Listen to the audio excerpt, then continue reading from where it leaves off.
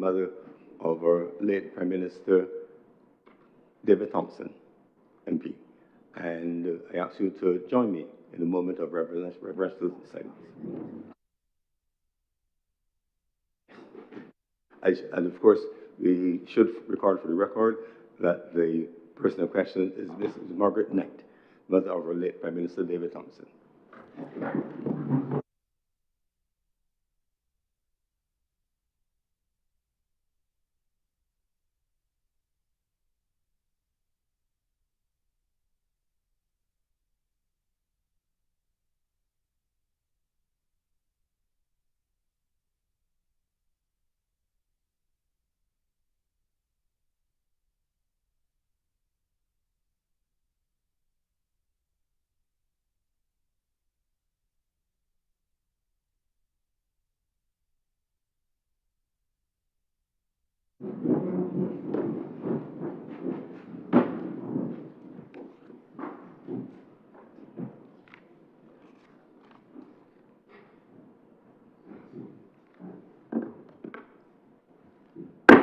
The Senate is in session.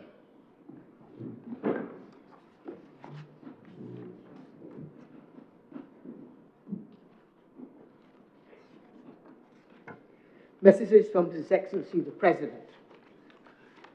I received the following formal communication from His Excellency the President to the Honourable the Senate, dated 27th July 2026.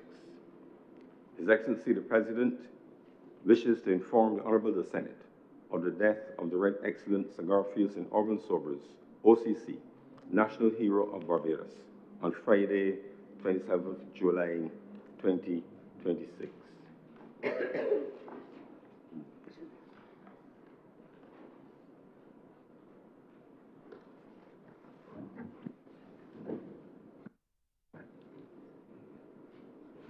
Announcements by Your Honour. I have several minutes here for confirmation. Senator Cummins. Mr. President, I'd like to move that the following minutes of our meetings on the dates that I will list now be confirmed at this time. The minutes of our meeting held on Wednesday, the 6th of May, 2026, Friday, the 5th of June, Wednesday, the 10th of June, Wednesday, June 17th, Wednesday, the 1st of July, and Wednesday, the 8th of July, all in 2026. The question is that minutes of those meetings, Wednesday, May 6th, Friday, 5th June, Wednesday, 10th June, Wednesday, 17th June, Wednesday, 1st July, Wednesday, 8th July, all of 2026, be confirmed. Will those honourable senators in favour please say aye? Aye. Those against please say no. The next the ayes have it. Those minutes are confirmed. By way of further announcements, I want to inform that Senator Redmond will be joining us online. Senator Malonu will be joining us shortly. He's in KDT. Oh, he's here already. I was looking for you down the aisle. You've moved up in the world. After so many years, look at that way. But when I saw Senator Slocum, I said, no, that's not Senator Malonu.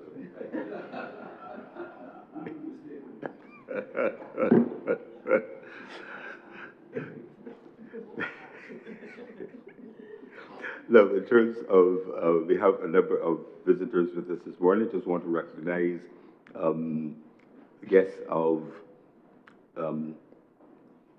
Senator Connell, Mr. Dale Franklin, teacher of the Lord School, there to Senator Connell, and fifth form students, which he was once a leading example of.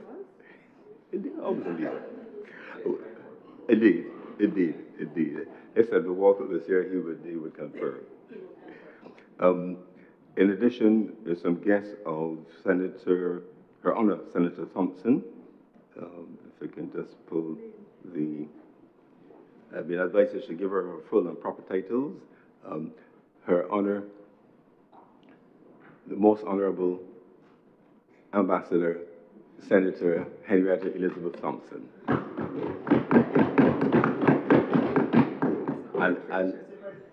And in due season, Yes, there'll be post-nominals like an FB, but there'll be other important post-nominals to be added. I'm highly confident in due time. More on that anon. Oh. Her Honor, Senator Thompson, has been given of the generosity of her spirit as well as the wealth of her intellect and the wideness of her spirit to assist a number of young people in several ways through mentorship, but particularly in enhancing their capacity to communicate. And we know the capacity of Senator Thompson to communicate in any context, be it calm, a bit more agitated, be it for, anyway, some of that for another place, another time. But we know that. But I want to welcome the following: Denisha Maynard, Jaman Cole, Shadia Smith, Aaron Yard, Remilia Gabriel, Kayanda St. Hill, Shanice Yard, Tremaine Trotman, Jennifer Ford, Amanda Marshall, Rico Anton, Nanashi Prasad, Carl Applewhite, Abel Ocanio, Anthony Blackman, and Christopher Bradford, who are here compliments of her honor. Welcome to all of you visitors. And we hope that you'll find your time with us interesting and edifying. And I do hope that some of you will be so enthused and impressed that you will also choose to join us either in this place or the other place as members. So looking forward to that. We all started as non-members before. We were inspired to come along with this. I think those are the announcements for today. So welcome all.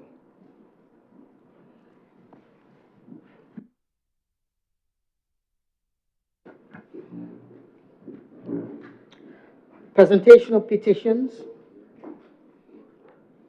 Presentation of papers. Reports from select committees. Questions to ministers. Request for leave to move the adjournment of the Senate on matters of urgent public importance. Statement by ministers or parliamentary secretaries. Personal explanations. Motions relating to the business or sitting of the Senate and moved by a minister. The Honourable Senator Cummins. Thank you very much, Mr. President. I beg to move the suspension of Standing Order 45-2 for the remainder of today's sitting. The question is that Standing Order 45-2 be suspended for the remainder of today's sitting. Will those honourable senators in favour please say aye? Those against please say no. The things the ayes have it. Accordingly, Standing Order 45-2 is suspended for the remainder of today's sitting.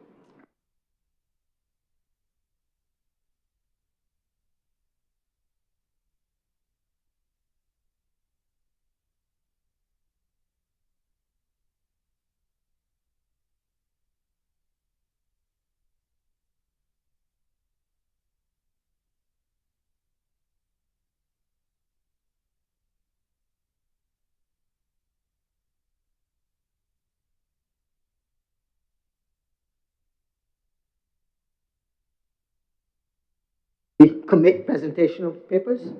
Thirdly, Presentation of papers. Senator Cummins. Mr. President, I am commanded to lay the following document.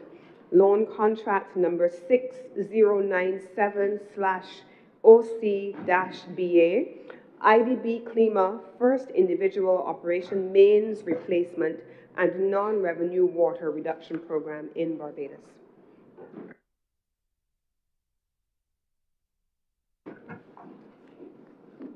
Introduction of bills.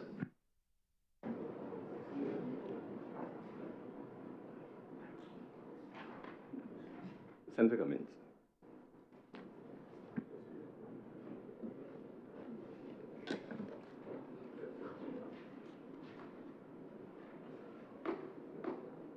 Mr. President, I beg to move the first reading of the following bills. First, to have the first reading of the Protection of Wages Bill 2026, and to move the first reading of the Beneficial Ownership Transparency and Register Bill of 2026. The question is that the Protection of Wages Bill 2026 and the Beneficial Ownership Transparency and Register Bill 2026 be read a first time. Will those honourable senators in favour please say aye? Aye. Those against please say no. The things yes, have it. Those bills are accordingly read a first time.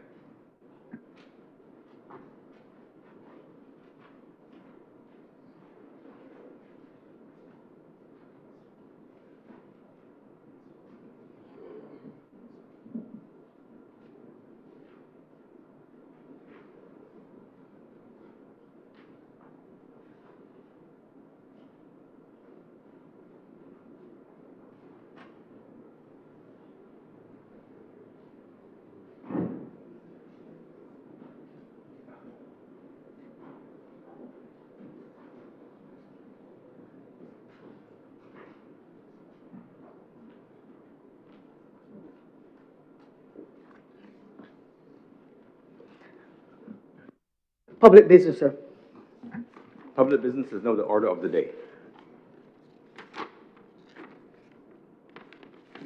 Order number 2, sir. In Order the number name of 2. the Honourable Leader of the Senate, to move the second reading of the Protection of Wages Bill 2026. Senator the Honourable Lisa Cummins. Thank you very much, Mr. President. I want to begin today by joining you, Mr. President, in acknowledging the full house in the gallery that we have today. First of all, to recognize the guests of Madam Deputy President. I think we all saw the notice when she published that she was inviting persons to apply for this public speaking course.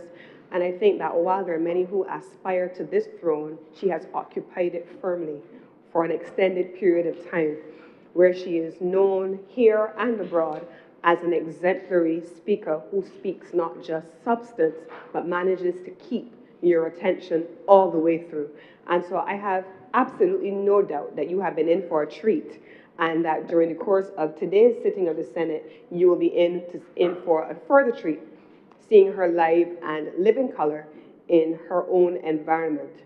I reluctantly want to also acknowledge the guests of Senator Connell, largely because I know that he's only having them here because there were guests from another place not far from this location that filled both sides of the gallery just a short time ago. And so he wants to aspire to do the same thing.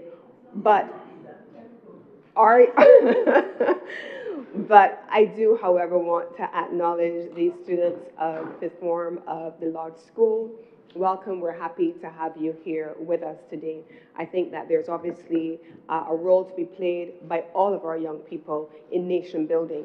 And the fact that you have either signed up to work alongside Madam Deputy President, or you are here as an example to, not what I said, as an example to Senator Connell as opposed to an example for him, is an indication that you are definitely putting your hands to the plow and are willing to put your hands to the plow in service to this nation. And you are the faces that Barbados needs to be able to showcase each and every day, because you are those young people in whose hands we will entrust the future. And I want to welcome you to the Senate chamber today.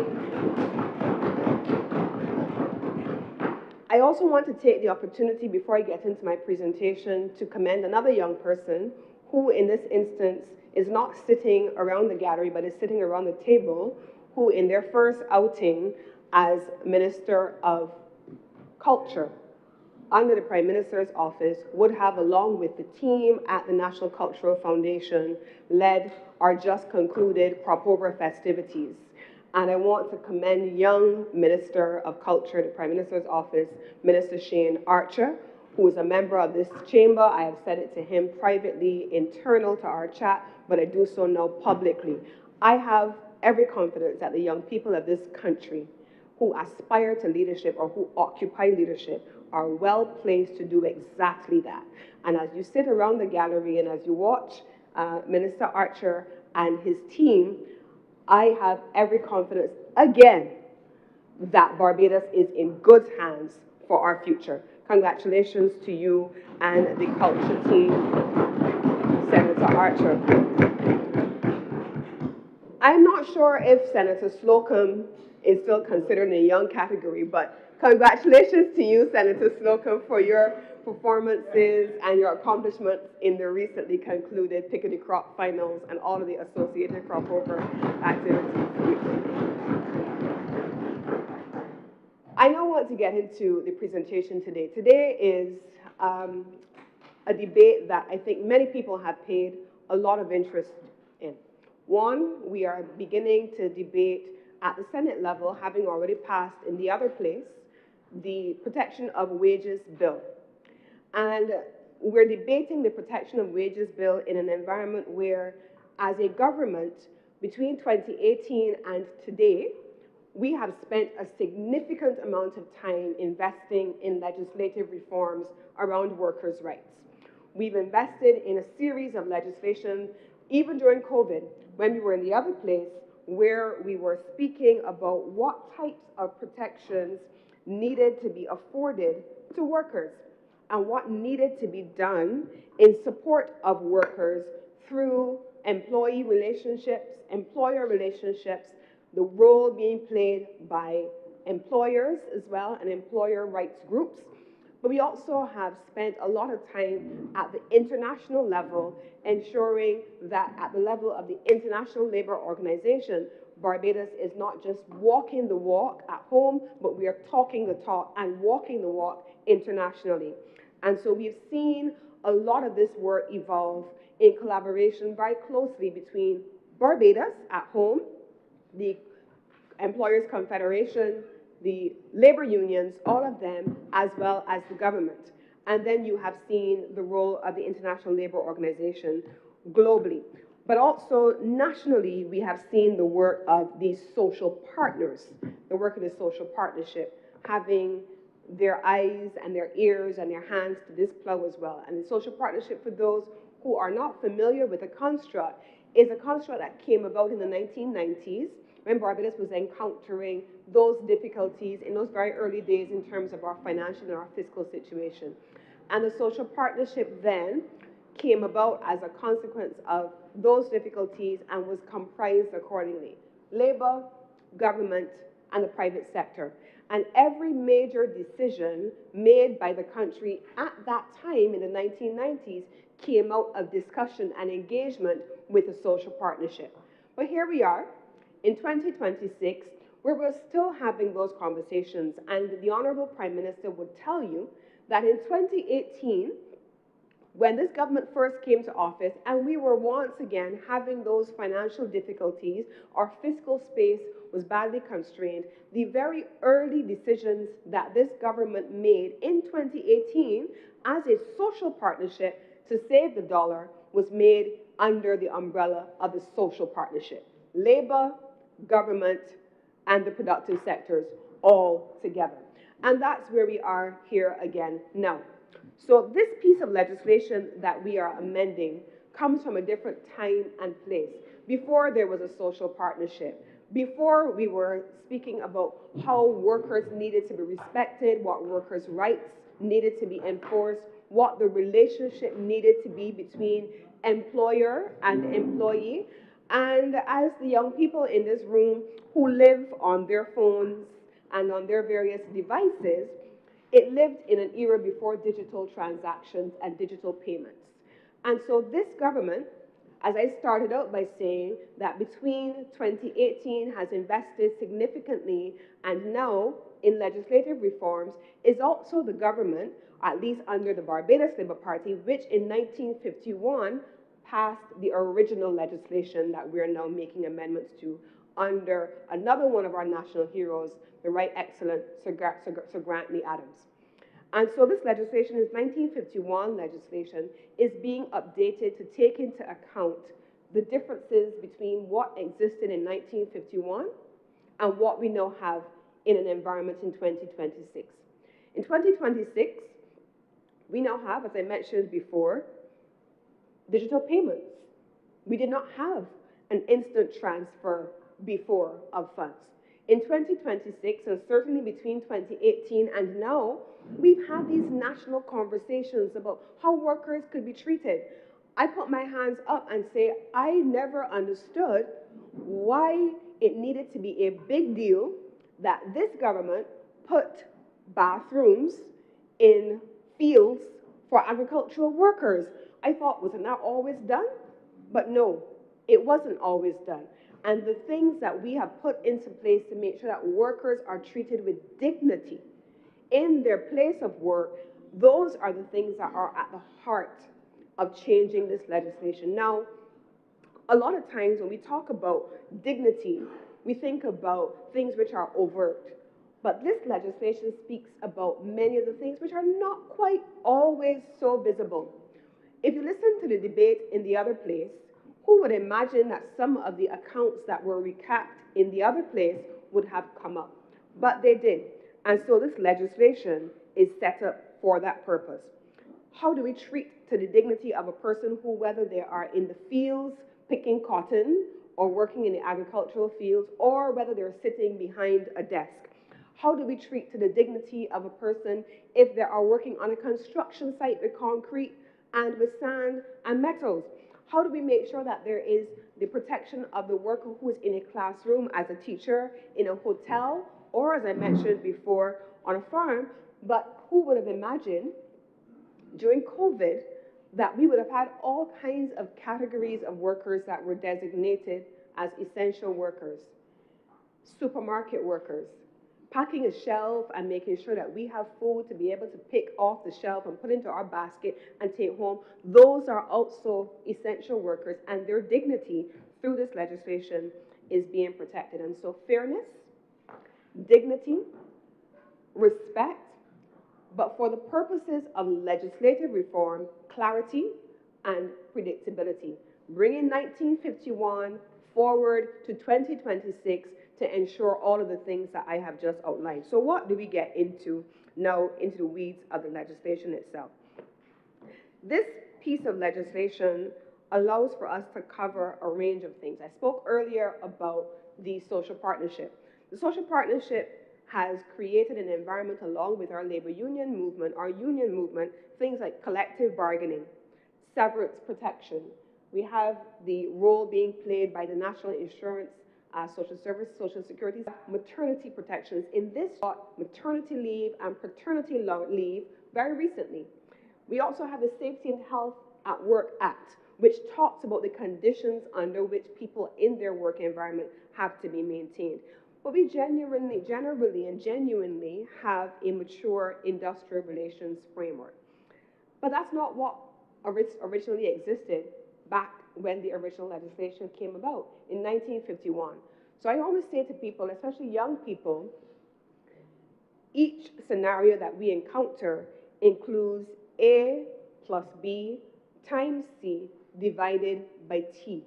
What does T mean? Time. The scenarios of last week may not be the scenarios of this week. The scenarios of 2 years ago may not be the scenarios of today. And most definitely, the scenarios of 2026 are not the scenarios of 1951 when this legislation evolved. And so here we are now making a number of recommendations. Now, here is where I want to take the conversation to be able to make sure that we understand what we have here. What does the bill bring? Before I came to my current ministry, I was Minister of Business for 4 years. And I had the opportunity there to be able to hear from the perspective of business what some of the issues are. Legislation, as you will encounter, does not ever come to cover the ones who do the right thing. They always cover the ones that don't. They always come to create guardrails around the people who, without those guardrails, would take the wrong positions and do the wrong things. So yes, when I was Minister of Business, we had the opportunity to talk with the business community about many of the issues that they are dealing with. I remember sitting with business owners who would be concerned about whether they would make payroll at the end of the month. I remember meeting with business owners who were concerned about the increasing first costs of businesses, to them as business, when they're buying goods from China or Turkey or Vietnam or wherever they're buying their goods from. When those costs go up, businesses then absorb those costs, or alternately, they pass them on to consumers. Or in some instances, worst case scenario, they don't pay workers on time, which is not widespread at all. And so one of the things that we want to be able to see is how we can grow entrepreneurship in this country in an environment where many of the businesses in this country are small and medium-sized enterprises. We want to make sure that we are protecting businesses, legitimate business, but simultaneously that we're working with businesses to give them clarity so that they in turn protect workers. And responsible employers are what we're hoping for. So that brings me to the bill itself. I want to be able to go through the bill with you, and I'm going to take you through the various sections of the bill at this time. In the first instance, under Section 3, I'm going to go directly to that. It talks about wages to be paid in legal tender. What is the definition of legal tender? That is captured in Section 2, where the interpretations are there. But the legal tender, it tells you that you are able to collect your wages in the salary, in the currency of the country, for example. So imagine if you are paying a worker, you have to be able to pay your workers in Barbadian currency, legal tender. But it also does not allow you to say, I'm giving you these 2 sheep in lieu of your salary payment, right? You have to pay them in legal tender. Then there are exemptions that are covered in Section 4. It tells you the circumstances under which this is done. Agreements in the way in which wages are to be paid. Timing. If you go onto the government treasury's website now, you will find a schedule for the entire year, 2026. You will find 2025. You will find every year before. And on January 1, if not before, you will find 2027. There is a published list of the dates for persons who are receiving wages. If you are paid on a weekly basis and you are a government employee, we publish when you will get those wages. If you are a bi-monthly paid employee, every 2 weeks, you have a published list of when those paydays are. If you are a monthly paid employee, there is a published date on which your salary is to be paid. If you are a pensioner, you have the pensions also listed in a publicly available document for all government workers so that there's predictability. So that when you are planning your monthly obligations, you know if I am a weekly paid worker, I am getting my wage on Friday. This is how much my wage is supposed to be. And then I am able to commit my wage to whatever my obligations are, and I'm able to meet those obligations, whether it is to rent, if it is to pay school fees, if it is to pay child support, if it is to go to the supermarket. I know I am off from work on Saturday, I get paid on Friday, I am going to the supermarket on Saturday morning to buy my child's school things because school is on Monday. I know that when I get paid on a monthly basis, let's say in July, I'm going to put aside X amount of money, and then when I get paid in August, I'm going to put aside X amount of money because school starts in September. So I gotta buy school uniforms, I gotta buy school shoes, I gotta buy games clothes. So I'm gonna put aside this money so that I can save it up a little bit and spend on my own personal obligations. Giving a published date for wages, whether bi-monthly or on a weekly basis, and for salaries, is about giving workers predictability and allowing them to plan. Then we move on to the payment, the deduction of wages for advancement by employer. Sometimes people may have issues. Somebody may have an unplanned or unexpected emergency. Not everybody in this country has an emergency fund. There are a lot of people who are going paycheck to paycheck, and so they have to be able to have access to cash. And there are employers who they will go to and say, my friend, my boss, sir, Mr. So-and-so, I run into some trouble this month. My child got sick and I had to buy some medication that I wasn't able to get from anywhere else. And so I need a little advance because I'm a little short this month. When the employer says, yes, I can pay you your wage early. or I can pay you your biweekly wage early. When you get that money in hand, you have to obviously forego the time. You may have to forego the time, but you can't then turn around and if you have to give people some advance on their money, you cannot, under this legislation, take it back all one time because then you're putting people back to square one. You cannot do that. You cannot turn around and charge people interest for advance payments. The legislation does not allow you to do that because it is money which they have earned. And so you are simply giving it to them earlier than the published or the scheduled time, but it is their money anyhow. But you also can't straddle people. That's very much a Barbadian word. For those who are here, I know one of us at least is not a Barbadian, so the word may sound a little strange, but you can't upset people's planning by taking money back from them all at once. Illegal advances are to be irrecoverable. We already have covered that a little bit. And then I want to go to the question of overpaid wages or debts. Sometimes accounting errors take place. Sometimes there are glitches. What I am saying to you, though, is that when you have a glitch and you have been overpaid, if you know that your salary or your monthly or weekly pay is usually $400 or $500 and suddenly $20,000 appears in your bank account, you know that had an error. You know there was a mistake. Do not spend more than is your due. Do not take it up and decide you're going to spend it because it just appeared in your bank account. You know that something gone wrong. No, don't spend it. Don't spend it. No, unlike what my colleagues are here saying, we do not say thank you, Jesus, and go and spend the money. It belongs to somebody else. It does. It does. You leave the money that is not yours in your account. Don't touch it. You spend what you know is yours. But even so, God forbid you do the wrong thing and you decide that you have $500 that you are due and you end up spending $700 because you weren't keeping track. Sometimes it happens, especially when you're swiping all the time and you're not always paying full attention. Instead of your account, your card being declined, a payment gets approved when it really ought not to have been if you were spending only what you were given, what you were accustomed to. But you got extra money in your account and the payment goes through. The person who made the error under this legislation cannot decide that because you had an overpayment that they're going to take it out of your salary all in one go. They can't do that.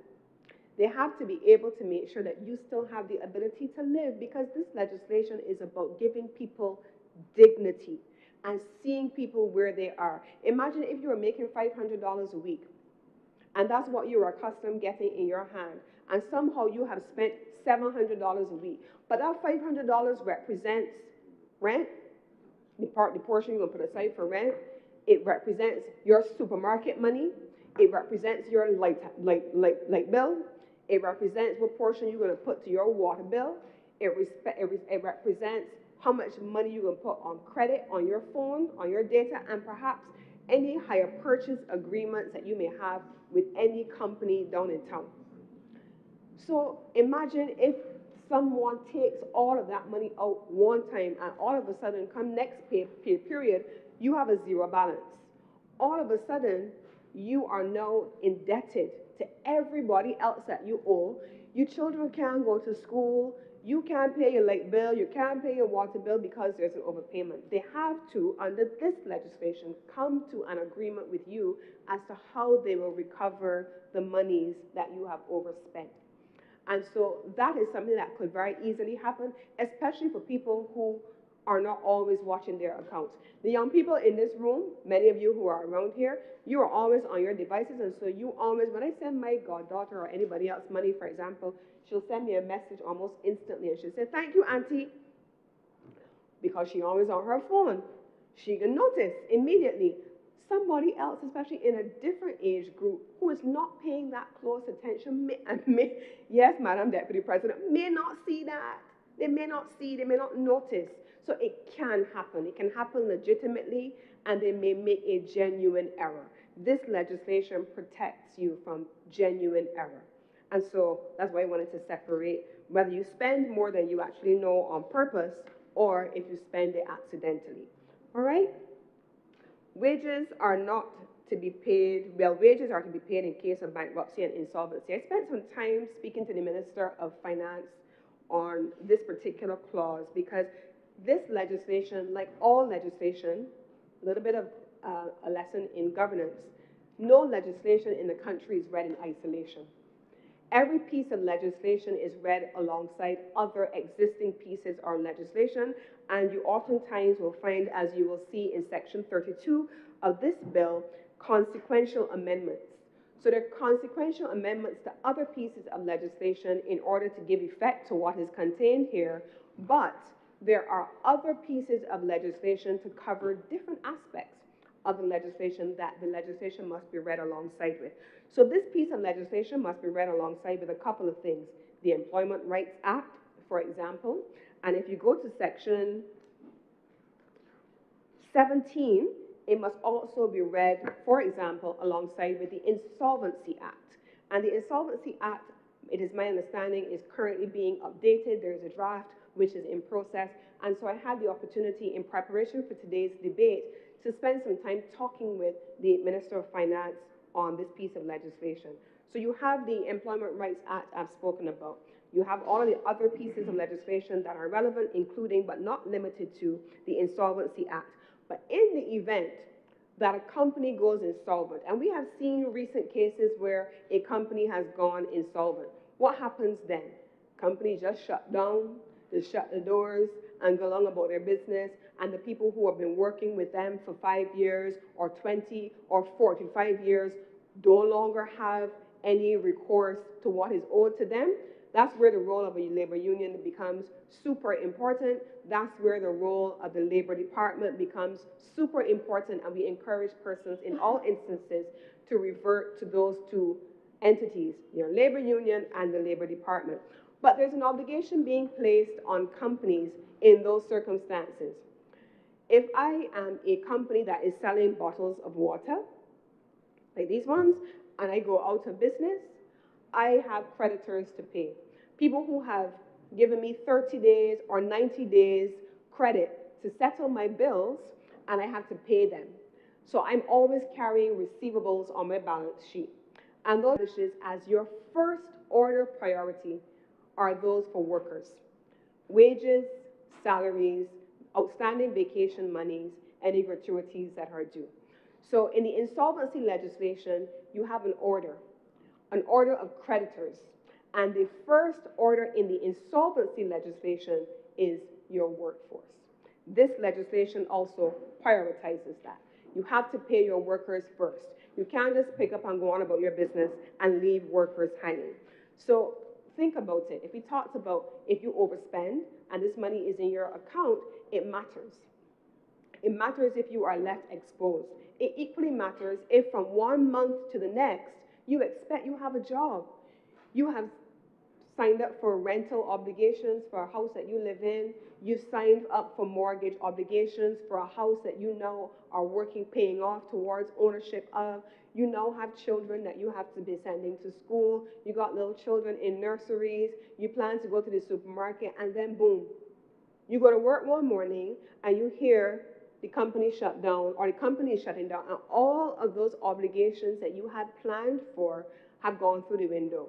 This legislation protects workers in those circumstances. It says whoever else you need to pay out, whether it is by the use of business interruption insurance provisions that you may have paid into that will cover your creditors, whatever the mechanisms are that you have to pay your workers first, right?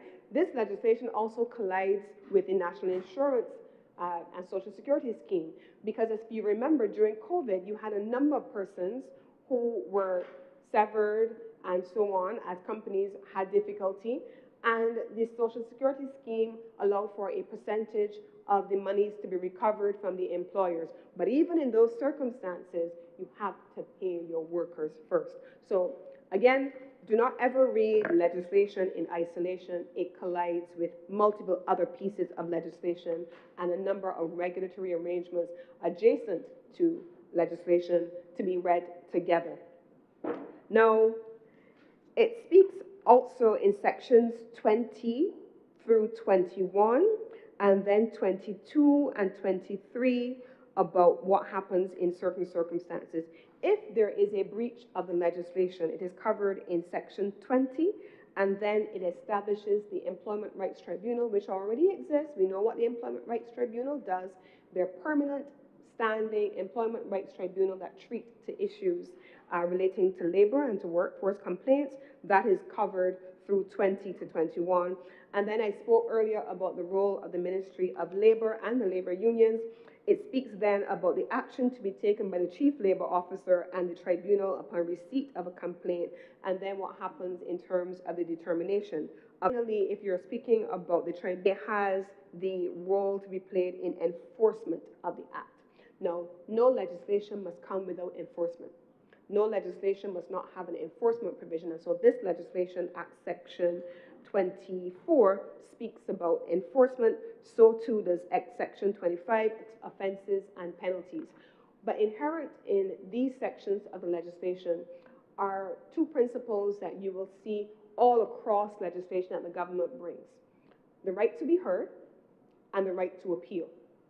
You have a right to be heard when you want to raise legitimate concerns about how an employer has engaged with you in terms required by the legislation. If that has happened, if it has not happened, you have a right to be heard.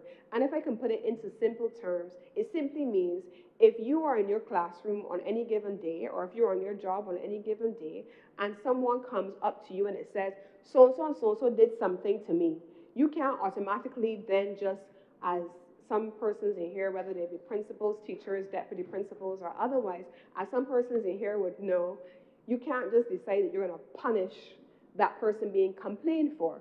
You have to give the person who is being accused of wrongdoing the right to be heard. And that's the role of the tribunal. It gives everyone the opportunity to benefit from the basic principle of natural justice.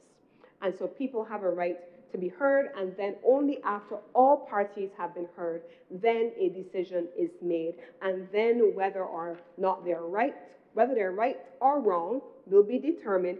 And then you can look at the offenses and penalties. And let me just pause here for a moment to say this. When I talk about the right to be heard, and when I talk about the right of appeal and thinking about natural justice, I spoke earlier about young people and your devices. This is social media. This is social media where you could come and say the wildest things on social media, knowing you to defend themselves, but then everybody jumps on a bandwagon because that is what is said on social media, and it must be true, and there must not be anything else but what you see on social media, because that is on social media, and that's what I'm saying. And worse yet, especially when we're talking about workers, worse yet, they don't like this body, they don't like we, they don't like black people, they don't like poor people, they don't like workers, they don't like all kinds of people, and so automatically there is a narrative that is perpetuated because one person has given an account. That I'm telling you, a lot of times, especially when dealing with government can't respond. And companies can't respond. Government can't answer. And so you run down the road with all kinds of narrative that may or may not be true in their entirety. And I appeal to you as young people, be very discerning about what you see being presented in social media or sometimes in other quarters. Chances are you are seeing 10% of the story. You do not know what else is at play. So when you start to circulate and you send all these viral voice messages or these screenshots of these online appeals, or you are bombarding people's phones with these screenshots of messages, can you do this, can you do that, this person is being unfair. Trust me when I tell you, you never know the full story, and there's often more to it than you would know. So the principle of natural justice, when talking about the workforce, is important in the context of the tribunal. And we are encouraging everyone to use the services of the tribunal. There are many people who do, and to ensure that you give the employer the right to be heard. And if you're dissatisfied with the outcome of the work of the tribunal, you have automatically the right to appeal. All right? Good. Now, the provisions of this legislation also cover something that we have included all across legislation, whether it is with regard to dilapidated buildings, whether it is with regard to the maintenance of open lots, whatever it is. This legislation is not just for the private sector. This is not an instance where you say, do as I say, not as I do. This legislation binds the state. It binds the state. It also says to the government itself, you can do any of the things that you are purporting to tell the private sector not to do. And so we are bound by this. There's a section in this piece of legislation that I want to spend a moment on very quickly. Anybody who has gone for a mortgage, anybody who has gone for any kind of loan has encountered the direct deductions framework. If I go for a mortgage, I'm going to my bank. When I went for my mortgage, for example, I don't pay my bank myself. It automatically is deducted from my account, but not because the bank says so, but because I have signed an authorization form that says I authorize $2 to be deducted from my account on a monthly basis. And let's go back to that predictability of the date for your salary, your bi-monthly payday, or your wages. I agree that on the 21st of every month, the 26th of every month, this amount is going to be deducted from my account to pay my mortgage. Or equally, that I authorize that this amount is going to be deducted from my account to pay my insurances. That's what you do. Equally so, if you have a hire purchase arrangement and you go to a commercial institution and you say, I want to pay X amount, this is what the amount is supposed to be, and you have to pay this amount, I authorize you and my employer to deduct this amount on this date every month. That has always been the case, and this legislation does not change that. But what it does do is that it insists that it has to be with your consent. Consent. So we've had instances where, and I'm sure you know of these cases, where somebody wants to garnish your account or someone wants to make you pay them first. And without your consent, this money is deducted from your account, and you have no means of saying, but I didn't agree to that. And you got to fight to get it back. Or you have to fight to say, but who told you you could do that? This legislation says any deductions from your account must be with your express and written permission. And that is what is covered here. And so we want to make sure that persons are protected because a wage or a salary belongs to the employee. The employee alone determines where their monies are to be deposited, and it also tells you how much is supposed to be deposited at that time. There are a couple of things that have happened along the way, two things that I want to speak about. In 1951, we did not have the amendments that have been made to legislation in foreign currency permits, for example, or for foreign currency accounts. When I spoke earlier about the amount being paid in legal tender, here we are in this environment where the employee can benefit from monies being paid in foreign currency if the employer has a foreign currency account and the employee has a foreign currency account. Now, where would that be necessary? For those of us who work for the government of Barbados, or for those of us who work for local companies, that may not be applicable. But this is still a country that has an international business sector, or that has a global business sector, where there are many people who may live and work here for a global company, and they have foreign exchange accounts for that reason. This legislation does allow for those payments, salaries in particular in this instance, to be paid into a foreign currency account maintained by the employee. So here we go. This again is an example of us reinventing where we were in 1951 to where we are now in 2026. There's another element that I want to speak about very quickly. And I know when it was spoken about in the other place, people were very surprised. People didn't understand what I'm talking about. Why would they say that? But they spoke about in the other place, and over the last few years, it's come up on more than one occasion from us as a government, where legislation we talked about earlier is set to put guardrails around persons who are inclined to do the wrong thing. Now, could you imagine going to work, deciding that you are going to work on time, you're doing what you have to do, and then when you get to work, you are terminated. You are told by your employer, don't come back here, you are being fired, summarily dismissed, and given the runaround to get your money over a period of time. Because you are still due vacation, you were summarily dismissed, and so you have to be paid out under the legislation, Employment Rights Act, read together. And so you turn back up at your workplace on the day that they tell you to come back, and they say, look here, come, we got your money here, come and get your money. You are entitled to $240-something in outstanding monies, and they pay you in coins. I don't know if it was 25-cent pieces, I don't know if it was dollar coins, I don't know if it was 10 cents, 5 cents, or if it was back in the time when we still have 1 cent. I don't know what coin, what currency we use, but it was all in coins. Can you imagine carrying $200 and something in coins? I think that, and I think that I've heard it said elsewhere, there are some things for which I am always likely to give persons the benefit of the doubt. I try to be magnanimous in my assumptions about human behavior. I do not automatically assume that someone set out to do the wrong thing. But it is very difficult when you hear about someone getting $240-something in 100% coins after being given the runaround, after being summarily dismissed, to assume that there was anything magnanimous about that act and that it was not maliciously done. That happened in this country to a worker.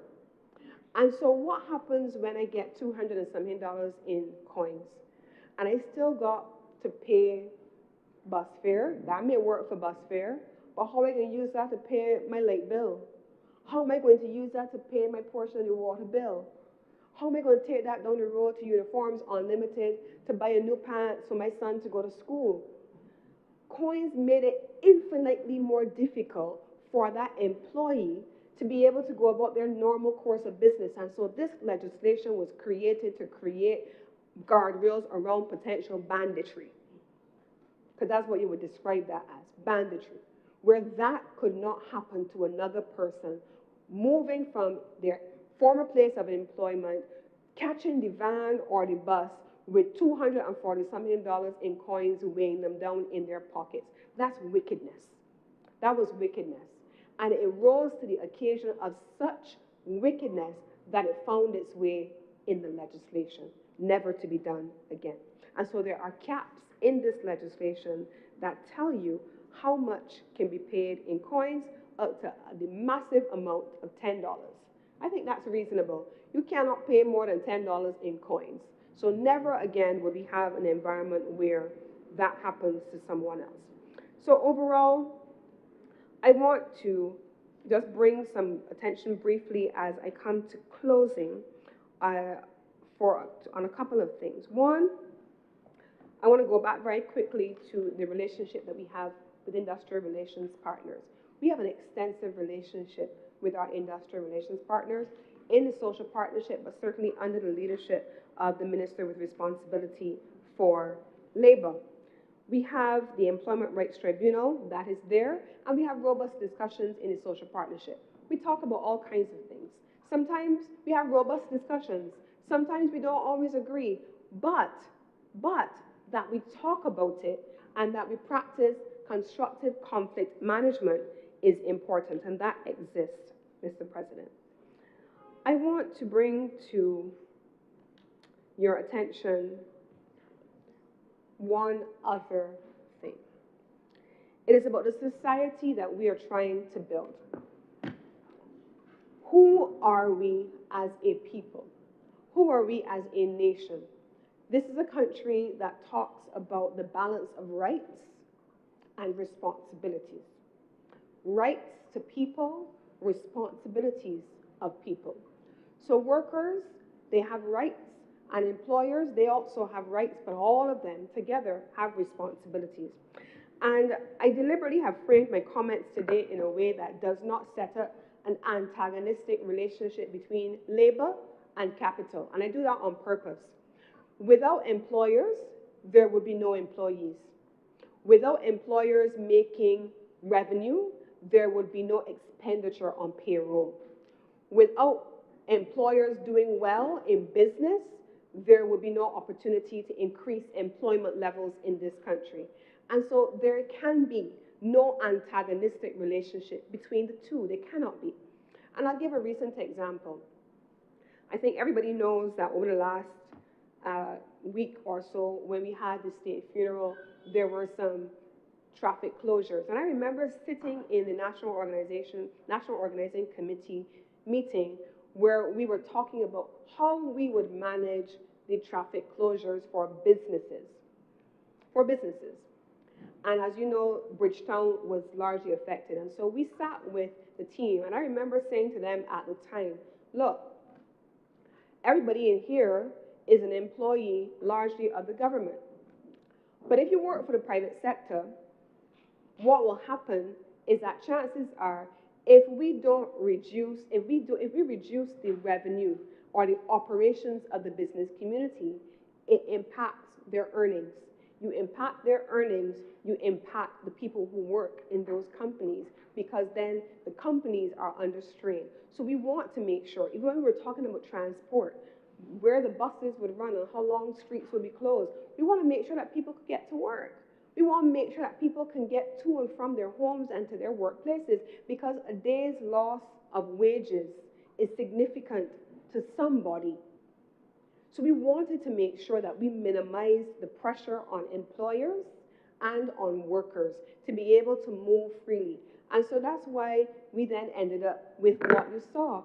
When the parade moved off, for example, from Independence Square, everything behind that area opened back up. When we got to Heroes Square, once that parade moved off and proceeded down Broad Street, everything behind it opened back up. Buses started to flow frequently back over to the Fairchild Street area.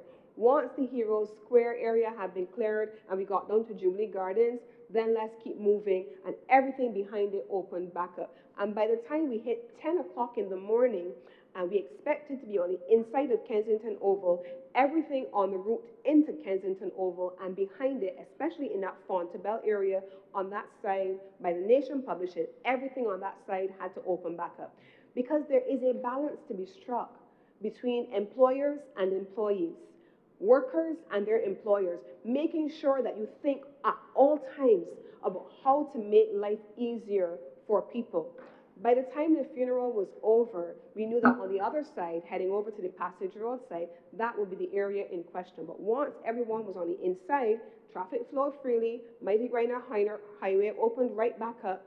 But then once the parade came out of Kensington Oval, then you open that back up immediately. But we could not, as a team, say, well, it's a state funeral, what do I expect? There's going to be inconvenience. No, we couldn't do that, because the balance between employers and workers needed to be struck. Buses needed to move. And those people who work on weekly paid arrangements and are depending on that day's pay still had to be accounted for. We still had to think about the people who are not sitting down comfortably with an automatic monthly payment of their salary in their accounts. So even in those things, we as a government thought about people, balancing the needs of people, the rights of people, and the responsibilities that we have as a government to look out for all. And so as I close, this is important legislation. It brings us forward from 1951 into the modern era of 2026.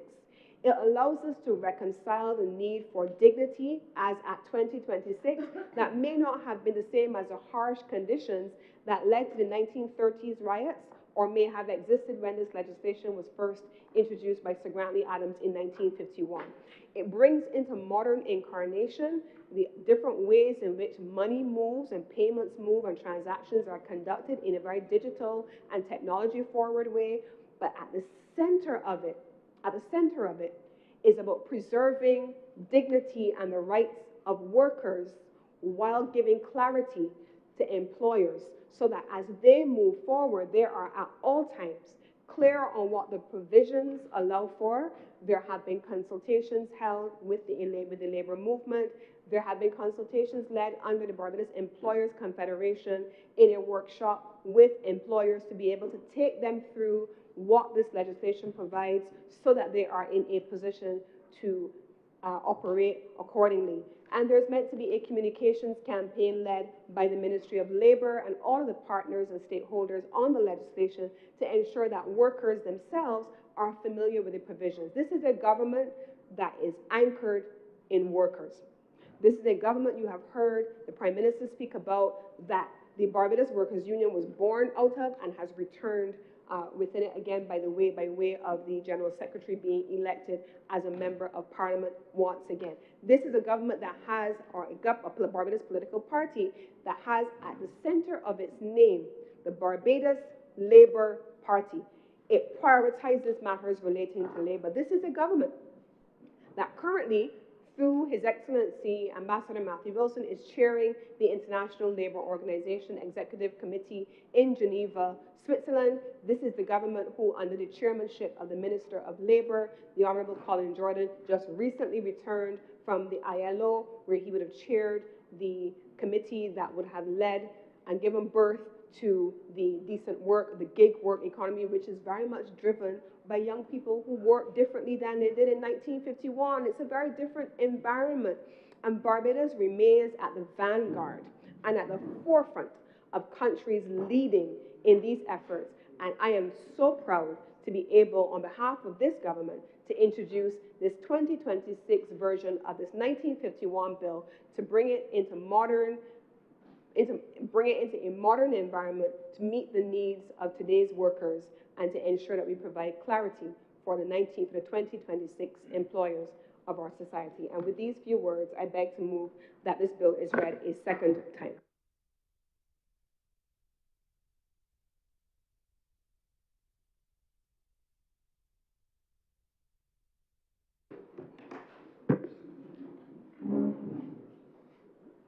Just hold on a second, Senator Walters. We'll take you in a moment.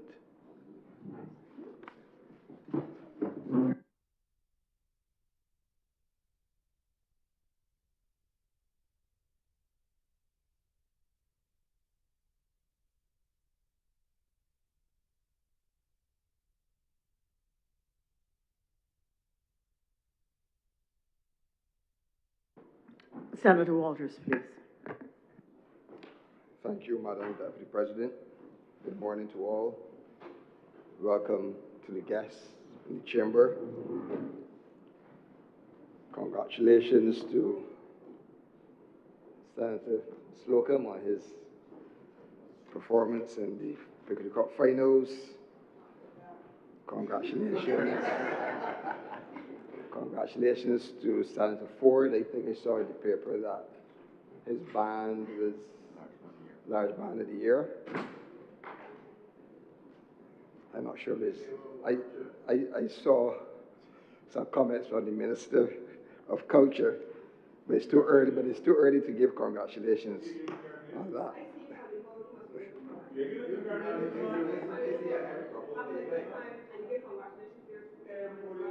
Madam Deputy President, good morning again. Thank you for the opportunity to participate in this debate.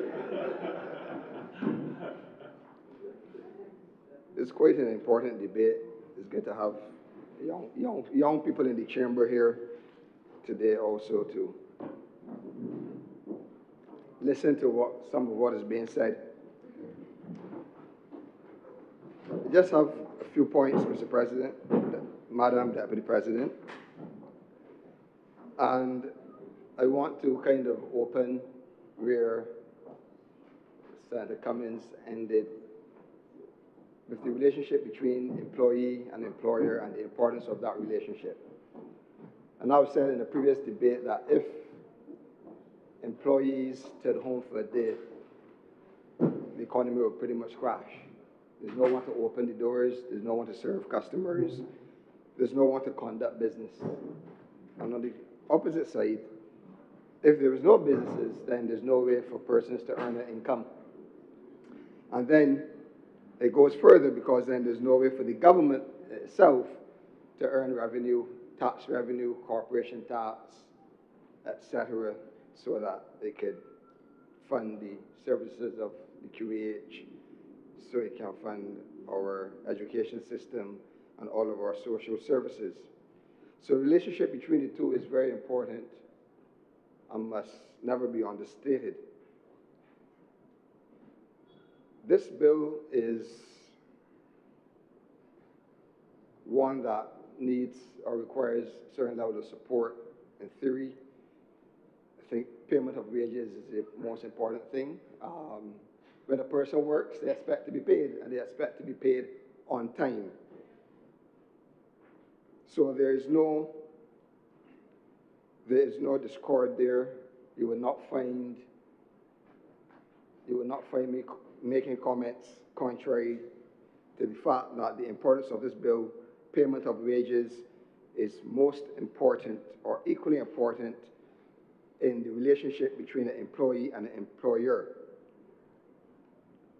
But there are a lot of other things that must be taken into account when we speak about the relationship between employer and employee, and also how we treat employment generally in the country.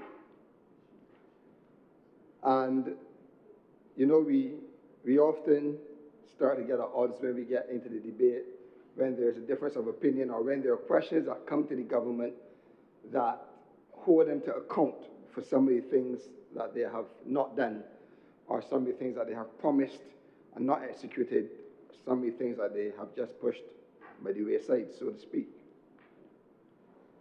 One of the first things when it relates to labor that I want to discuss in this chamber today is this whole situation of work permits, this whole situation of the environment, the actual labor environment that we are working in now in 2026, and what some employees are facing. And one of the things that they are facing and what we are seeing coming out in the media space is the fact that employers seem to be looking outside for work that Barbadians can do, and especially young Barbadians can do. And I've said it before, I'll repeat again, we've seen in recent time posts for store supervisors, warehouse clerks, sales associates. In most recent time, I've seen a post for device repair technician, which is a person that will repair cell phones. I've also seen on the higher scale posts for leadership in hotels, Mr. President, Madam Deputy President. And I think this is an opportunity for the government to look at revamping the work permit regime in this country. Because while there is a process that says you can apply and you may not be approved to get that person to come from outside of the country, I think it is a disgrace in 2026 that we should see this level of applications for work permits for these skill sets and these jobs, Madam President. I think we need to revamp this work permit regime to tighten the application process even before it becomes an application, to give direction to the employers on where there's space for application and where there's not, Madam Deputy President. If I go back to the wages of employees, it is very important, and as we know, one of the first things every employee in this country should be paying to Social Security, which is the national insurance scheme. Every employee does not pay to income tax or the pay as you earn because it is based on their earnings. But every person that works should contribute to the national insurance scheme. And this is a call for government to start to have a greater enforcement with employers who are not registered with the National Insurance Scheme. And why is this important? This is important because it may look on the surface that a person might be carrying home a little more extra money because there's not a deduction coming from their wages or their salaries. But in the long run, when there is dependency on the state to support them in any way, they have not contributed, and by default, they are excluded from those benefits. And instead of going to the National Insurance Scheme, they then have to go to the Welfare Department or lean on other services for support. So I think the enforcement of employers registering with the scheme is as important as paying wages on time for all employees. Having a facility, Madam Deputy President, to ensure that workers who have disputes with their employers or their previous employers are treated to in a timely manner is one of the things that was also put in place, I think, back in 2012 with the Employee Rights Tribunal when that came into effect.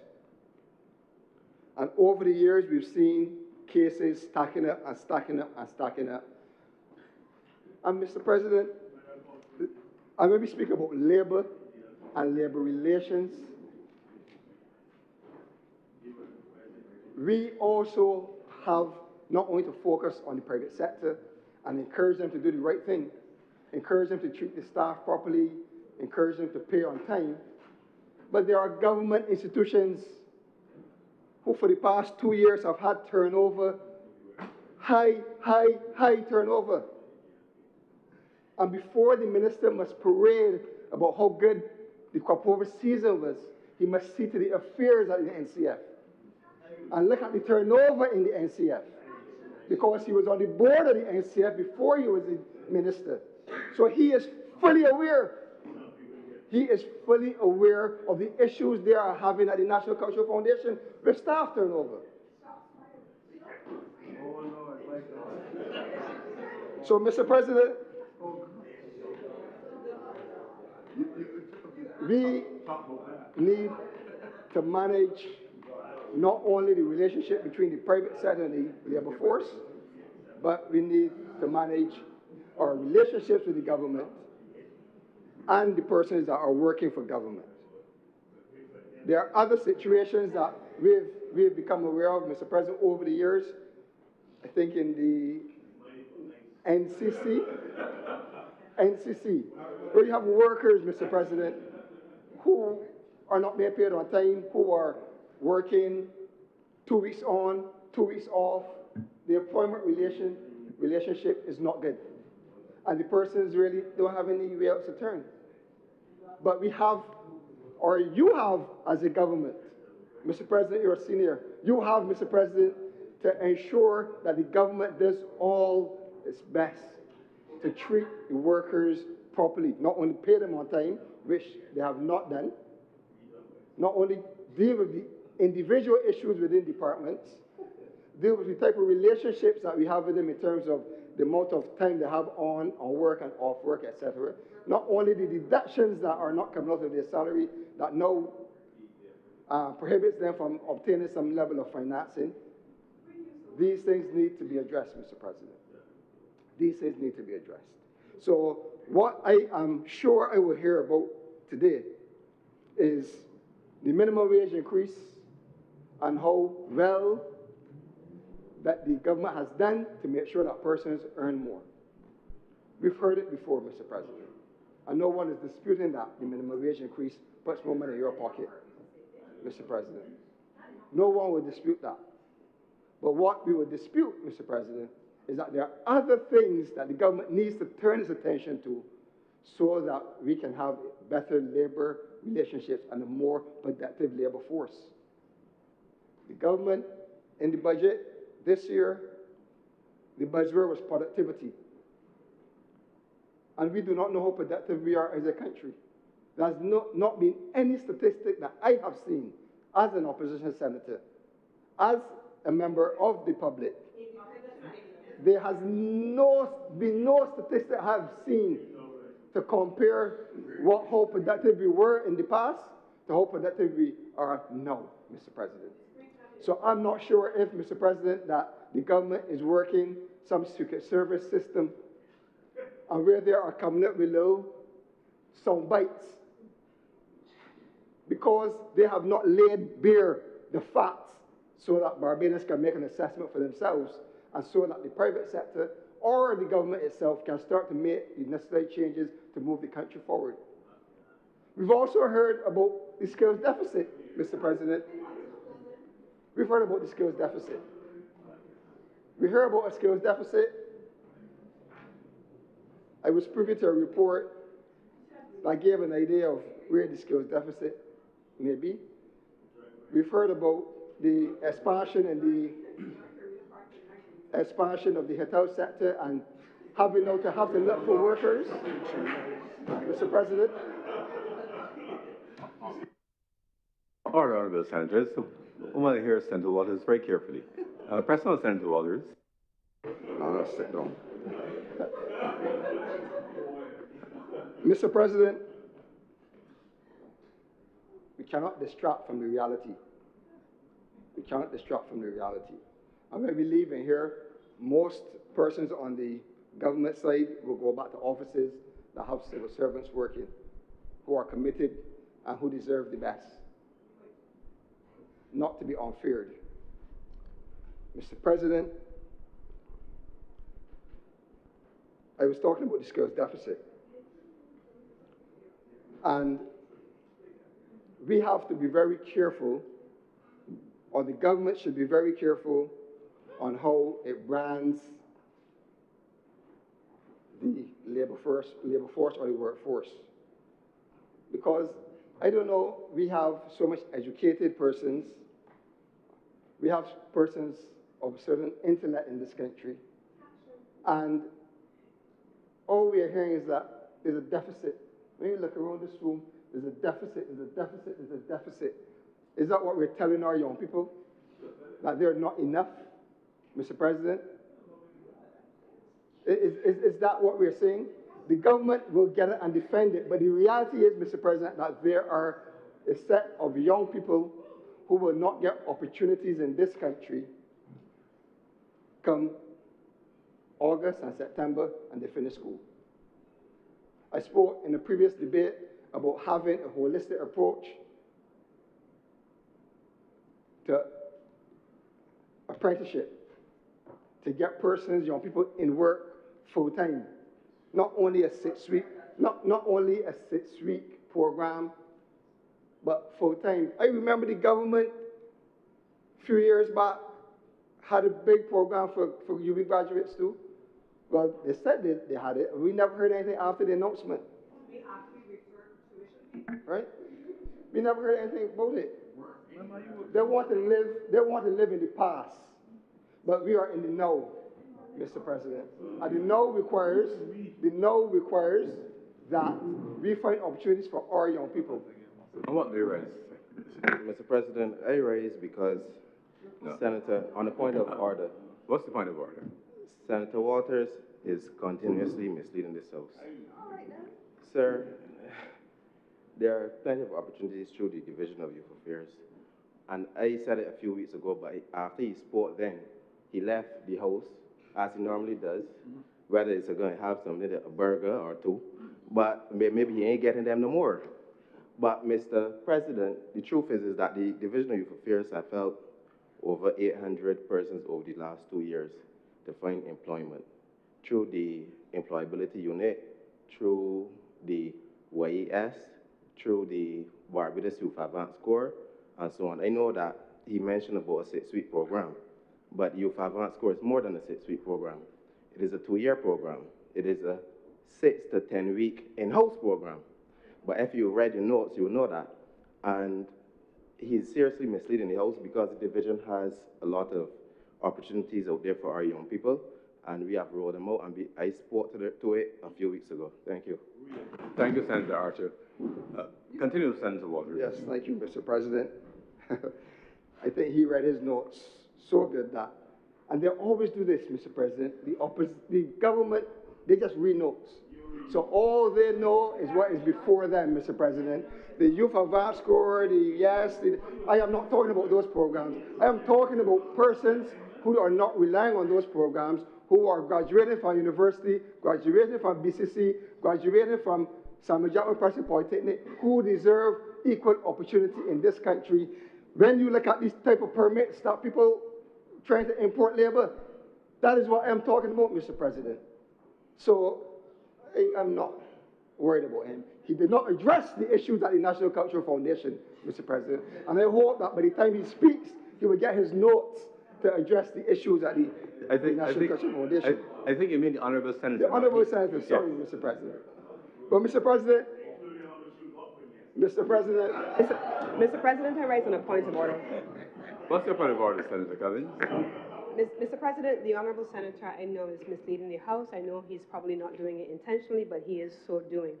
When he spoke about work permits, the work permits would not be for any government department. The work permits are assessed by a government department, and I'm sure that I have heard the former Minister of Home Affairs, under whose remit the Immigration Department sits, and the current Minister of Home Affairs, under whose remit the Immigration Department still sits, speak to the fact that whether there are 100 or 10 applications for work permits, that does not necessarily translate into approvals of work permits. And so it is erroneous to suggest that the government is stopping young people from getting jobs because of the presence of work permits, because there has been no, and perhaps there should be, a statement said about how many work permits were actually approved, but that does not say that those jobs were granted as applied for. Thank you, Senator Cummins. Please continue, Senator Waters. Thank you, Mr. President. Mr. President, as I wrap up, it's important to summarize a few things. One, the actuarial review for the period ending 2023 is overdue. All workers contribute or should be contributing to the National Insurance Scheme, and they deserve the opportunity to see the state, the financial state of the funds under the scheme. Mr. President, the government should take my humble advice and work on enforcement for employers who are not registered with the National Insurance Service, because those persons who are working many years with these organizations will become liabilities of the state in one way or the next, Mr. President. And we need to make sure that we regulate the employment workforce, Mr. President. And I think that some effort must be placed on, one, allowing persons to have the workers or educating workers on the importance of registering, and two, ensuring that those persons who employ workers are themselves registering these persons accordingly, Mr. President. Three, Mr. President, the work permit regime, whether it is approved or disapproved, it needs a revisit at this time, Mr. President, because the type of applications we are seeing and the type, I guess, the amount of time then that officials in the department have to deal with these, it could be worth doing something else, Mr. President. But we have to look at the regime, because we can't be having work permits in this country for sales clerks and sales associates and shoe store supervisors and warehouse clerks, etc. And even on a higher level, Mr. President, we've had a tourism industry for decades. And you have leading hotels asking for work permit for a general manager, for people to manage sales and marketing. And I think, Mr. President, that is something that we need to look into, Mr. President, because I am sure that we have the skill sets here. I am sure we have the education here, etc., that we can fill a lot of these posts, Mr. President. And Mr. President, I want the vacation pay to be looked at as well. I'm not sure if it's captured, but I believe that vacation pay should be timely when persons take vacation. Mr. President, I let it pass. My friend spoke about the need on a point of order. My apologies. I rise on a point of order. I am friends of all. Um, we have a Holidays with Pay Act, which specifically deals with issues associated with the payment of holidays. Pay is actually required to be paid the day preceding the taking of holiday. So this is not an issue for this piece of legislation. That note should have been read by my friend. Thank you for the clarification. Thank you, Mr. President. Yes, please wrap up, Senator Walters. Thank you, Mr. President. One of the things that the government gets wrong, in my view, is that they see this as a tick for tat when we come in this chamber. But I see it also as a point to educate the members of the public who are listening and who are not, Mr. President, aware of some of the things that we are doing in here. So I am very happy for the clarification, Mr. President, to know that these things are covered, and I hope that persons understand that they are due their vacation pay timely. That's all, Mr. President. That is all. So I'm glad that it's covered, Mr. President. So, Mr. President, I am happy to support this bill in theory. I think it is important. I think it is important that persons get paid timely. I think it's important, Mr. President, that all workers are respected. And with those few words, I'm obliged. Thank you very much, Senator Walters. I'll take Senator Redmond online at this time.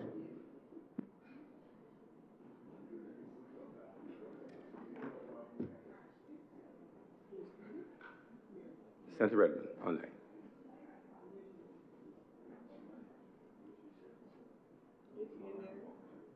Good morning, Mr. President. I thank you for the opportunity to make my submission on this legislation. And I thank the IT team for facilitating this process, given the fact that I hardly have a voice and I can scarcely breathe. So please bear with me. Can you all hear me? You're a bit low. Maybe you could come closer to the microphone, given that your voice is not so strong.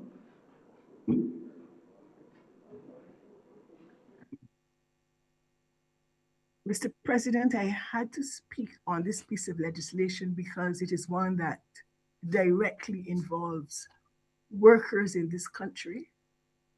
And as the representative of workers, and specifically a certain sector of workers who have suffered immensely because of the lack of provisions that this piece of legislation is seeking to provide, it is incumbent upon me, voice or not, sir, to speak.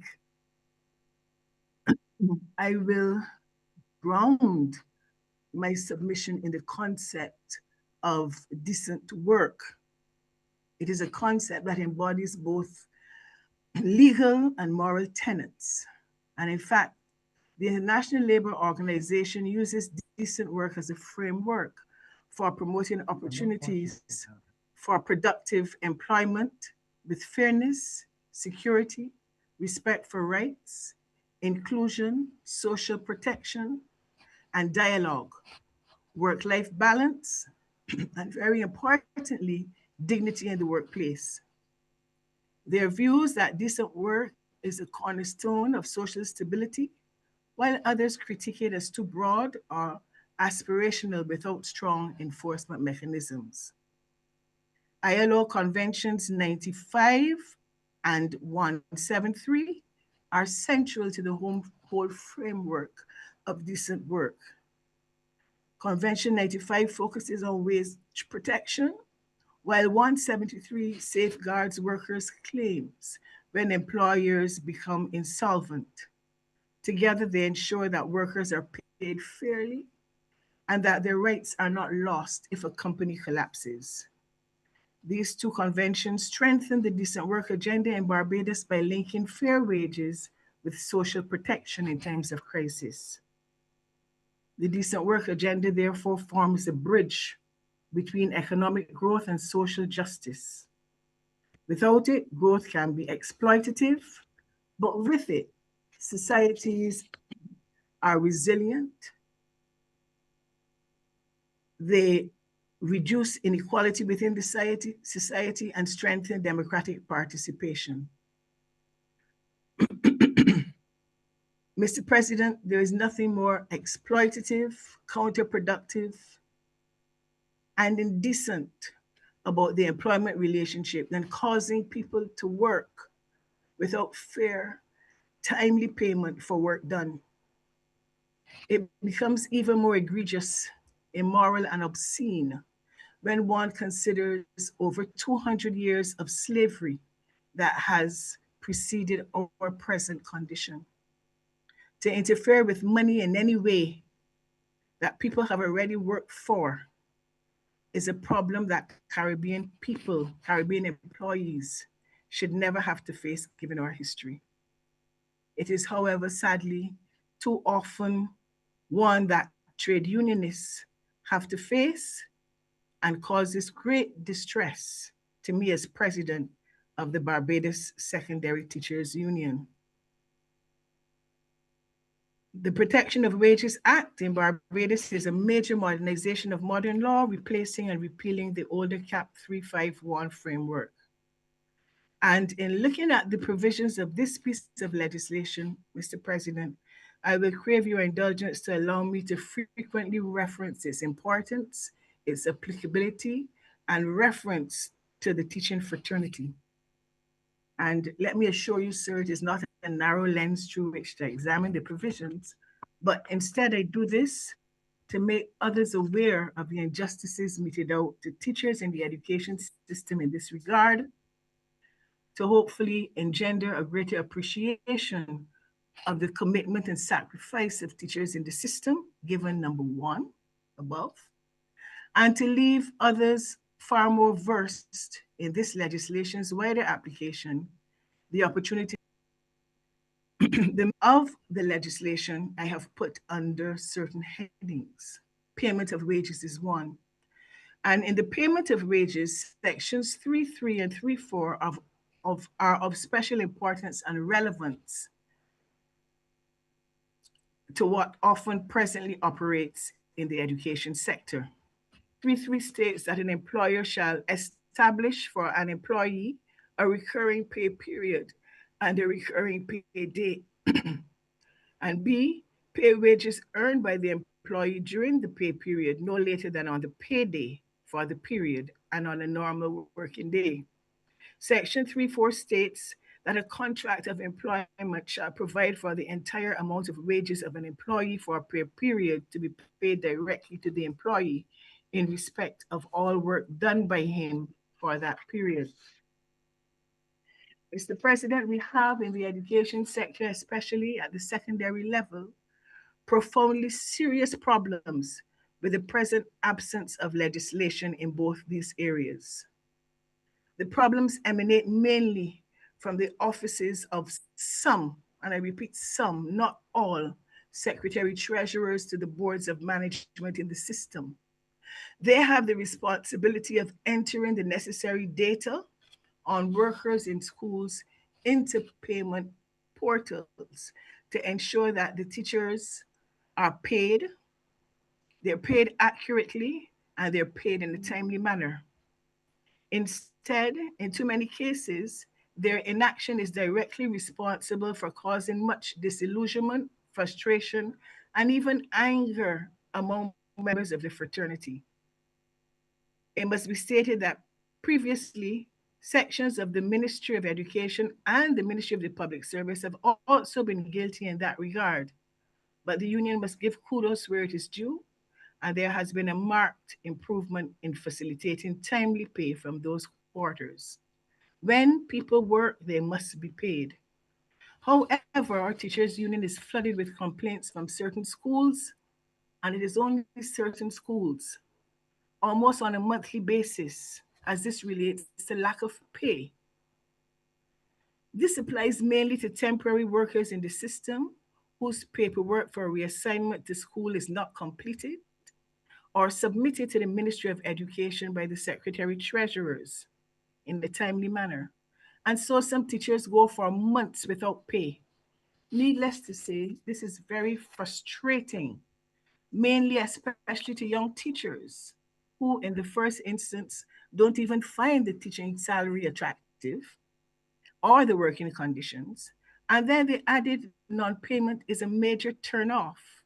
It has a serious impact on attracting the type of people we want into the profession and retaining them when they come in. Many of our young, talented teachers leave the system, and sadly, they're the ones qualified to teach high demand, discrete subject areas like mathematics, physics, and geography. They often complain that they cannot work for nothing. Then there are others, Mr. President, who get paid consistently late. That first set are not paid at all for months on end. We have another group who get paid consistently late, long after payday has passed, sometimes as much as 2 weeks. They may be seen to be marginally better off.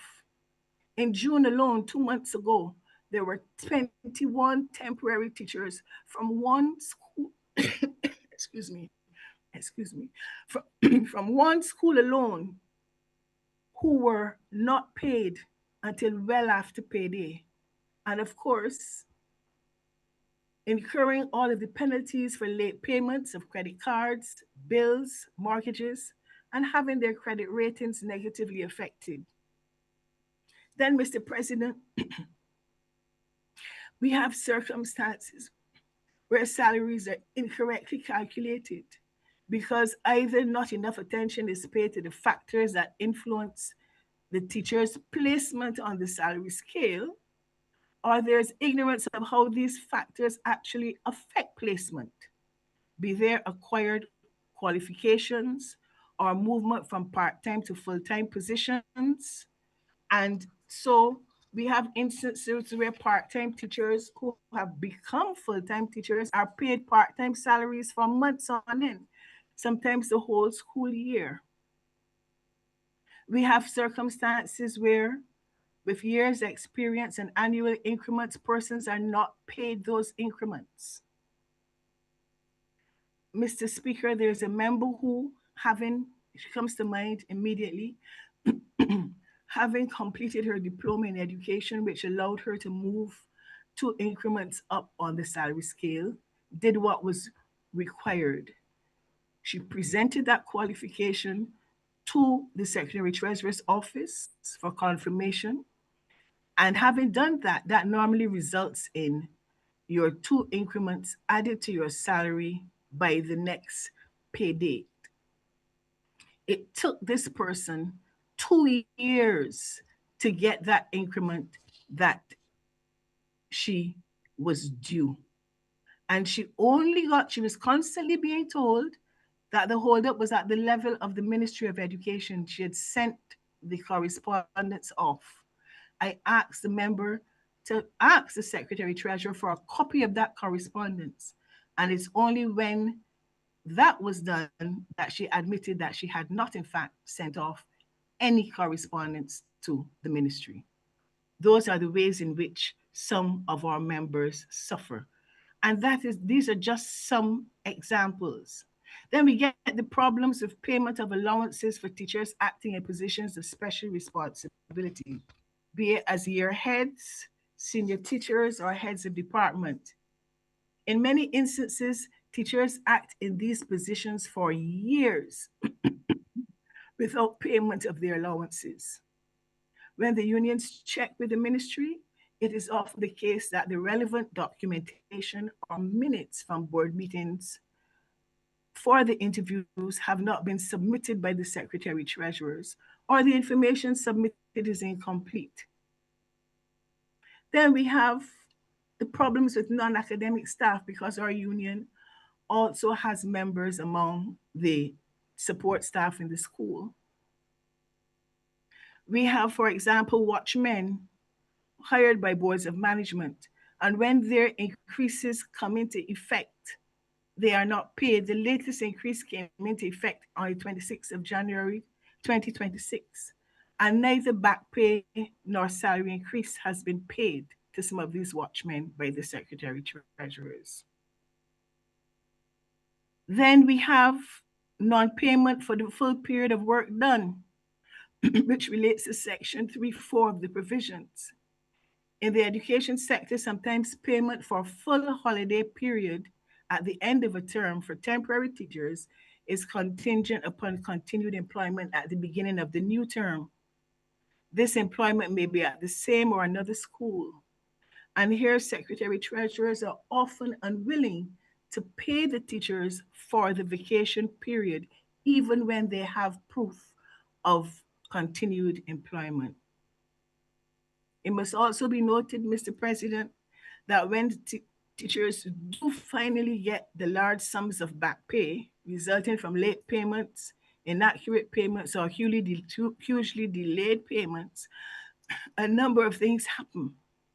Besides the financial hardship and indignity of the whole thing, the incurred financial penalties I already mentioned, their negatively affected credit ratings, that lump sum is added to their salary, which places them in an extremely high tax bracket for that month, and they lose a substantial portion of that sum in the process. Contrary to popular belief, they do not recover those losses with income tax returns. Mr. President, sir, those are just some examples of the way in which teachers suffer as a result of interference with their salaries, non-payment of salaries, or non-payment of salaries in a timely manner. Excuse me. In looking at provisions related to deductions and advances, we see that employee consent is required for deductions related to advances on third-party payments. Mr. President, there are some secretary treasurers who object to requested deductions from teachers for third-party payments. This obviously creates hardship for teachers whose working hours coincide with those of the banks and other business places, and it means that they have to ask for time off to conduct business, which can otherwise be more readily facilitated at the office of the Secretary Treasurer.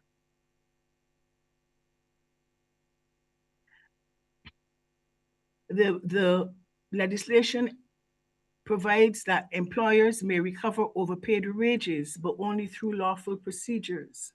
Again, here, Mr. President, there are many reported instances to the union of monies being deducted from teachers' salaries because they were overpaid. Now, this is no fault of theirs.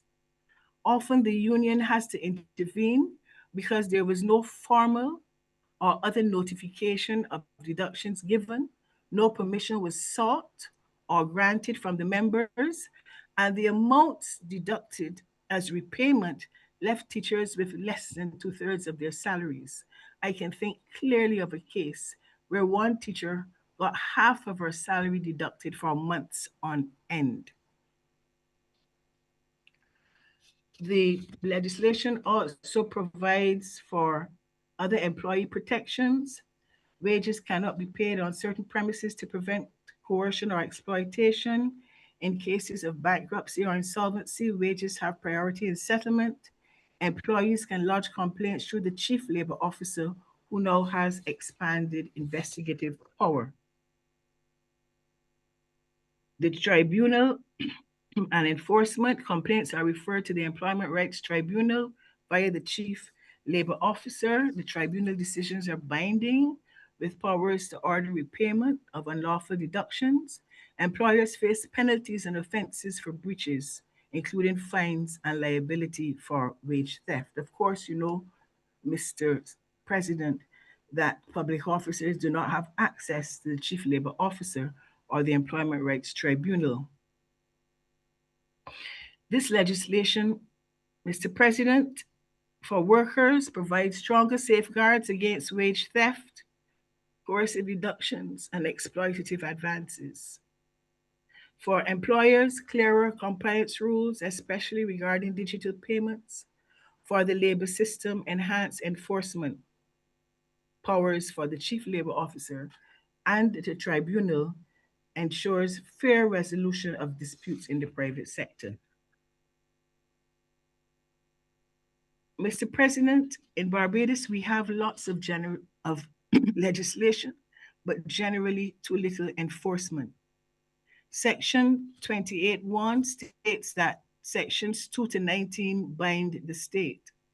And for purposes of those sections, employer includes the state and any public officer or employee acting on behalf of the state in its capacity as employer. Section 28.2 states a breach of this act in relation to an officer or employee of the state shall be deemed to be a grievance under Section 12 of the Public Service Act, Cap 29. And the officer or employee may invoke the procedure with respect to grievance handling set out in the fourth schedule of that act.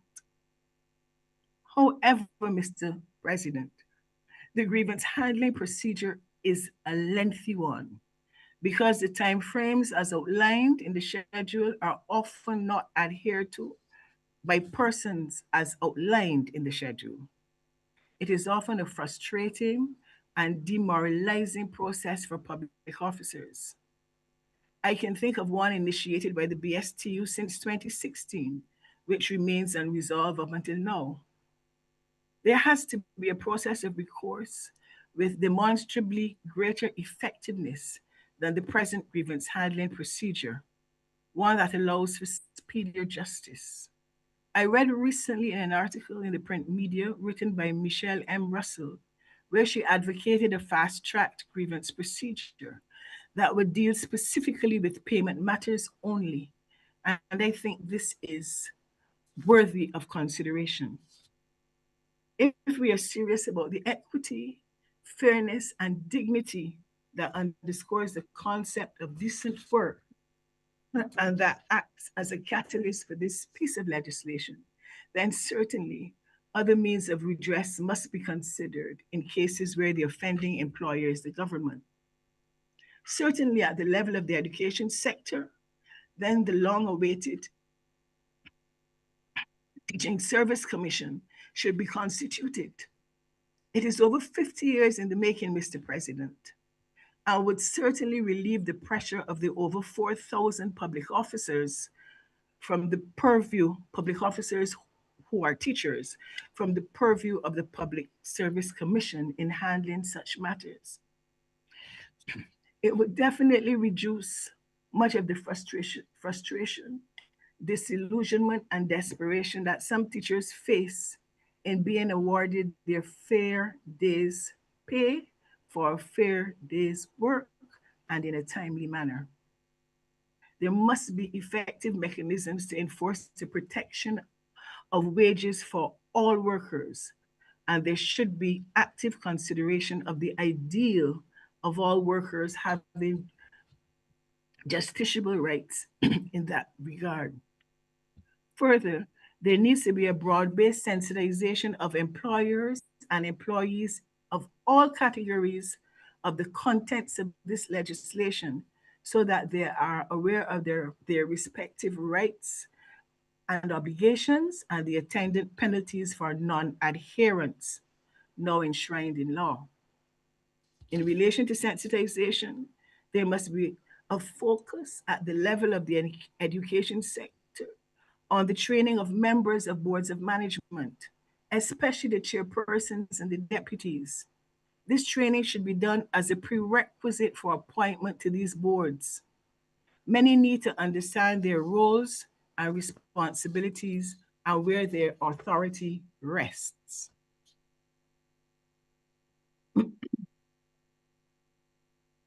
They have to understand that in many instances, they're responsible for the behavior of their secretary treasurers in schools as their employers.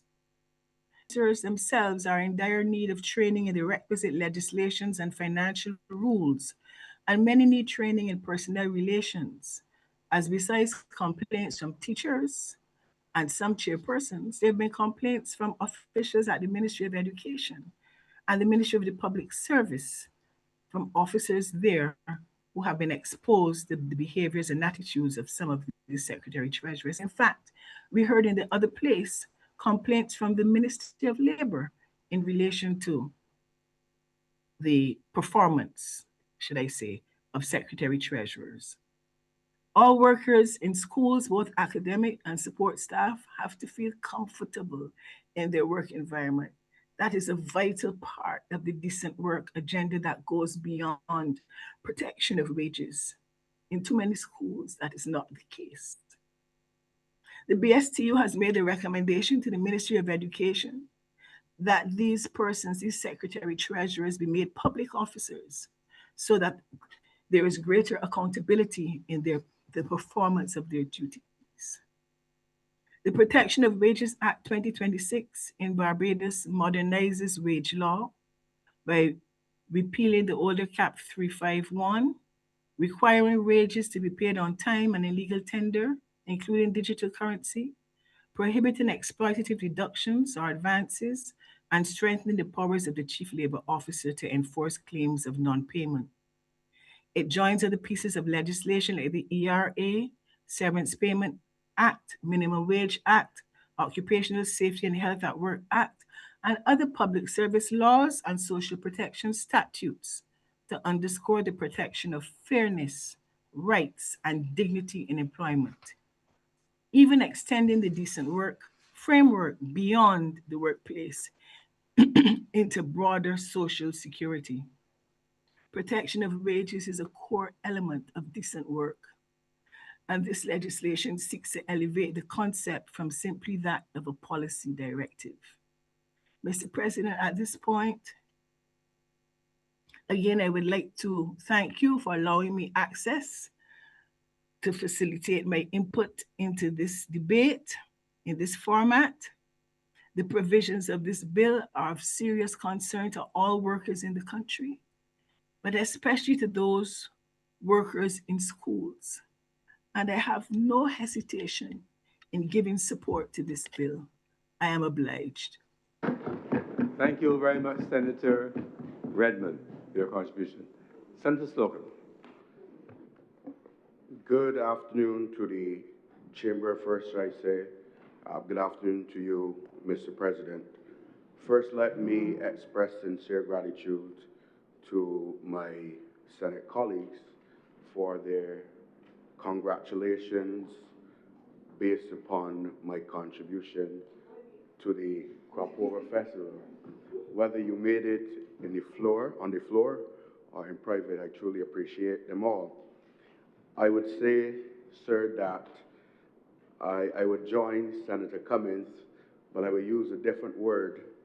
I would suggest that Senator Archer had what can be considered a reasonable, successful crop over season, and I congratulate him.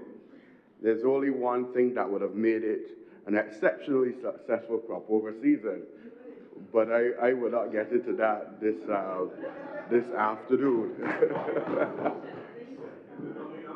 but sir, I have a little, I don't know if it's divine wisdom, it's premonitions, or if it's his technical knowledge of the art form, but Senator Walker and I had an aside before the competition, and I think that he may have been spot on with his understanding of the art form and who would have done reasonably well in competition. But sir, I just want to commend Senator Archer like those who came before me.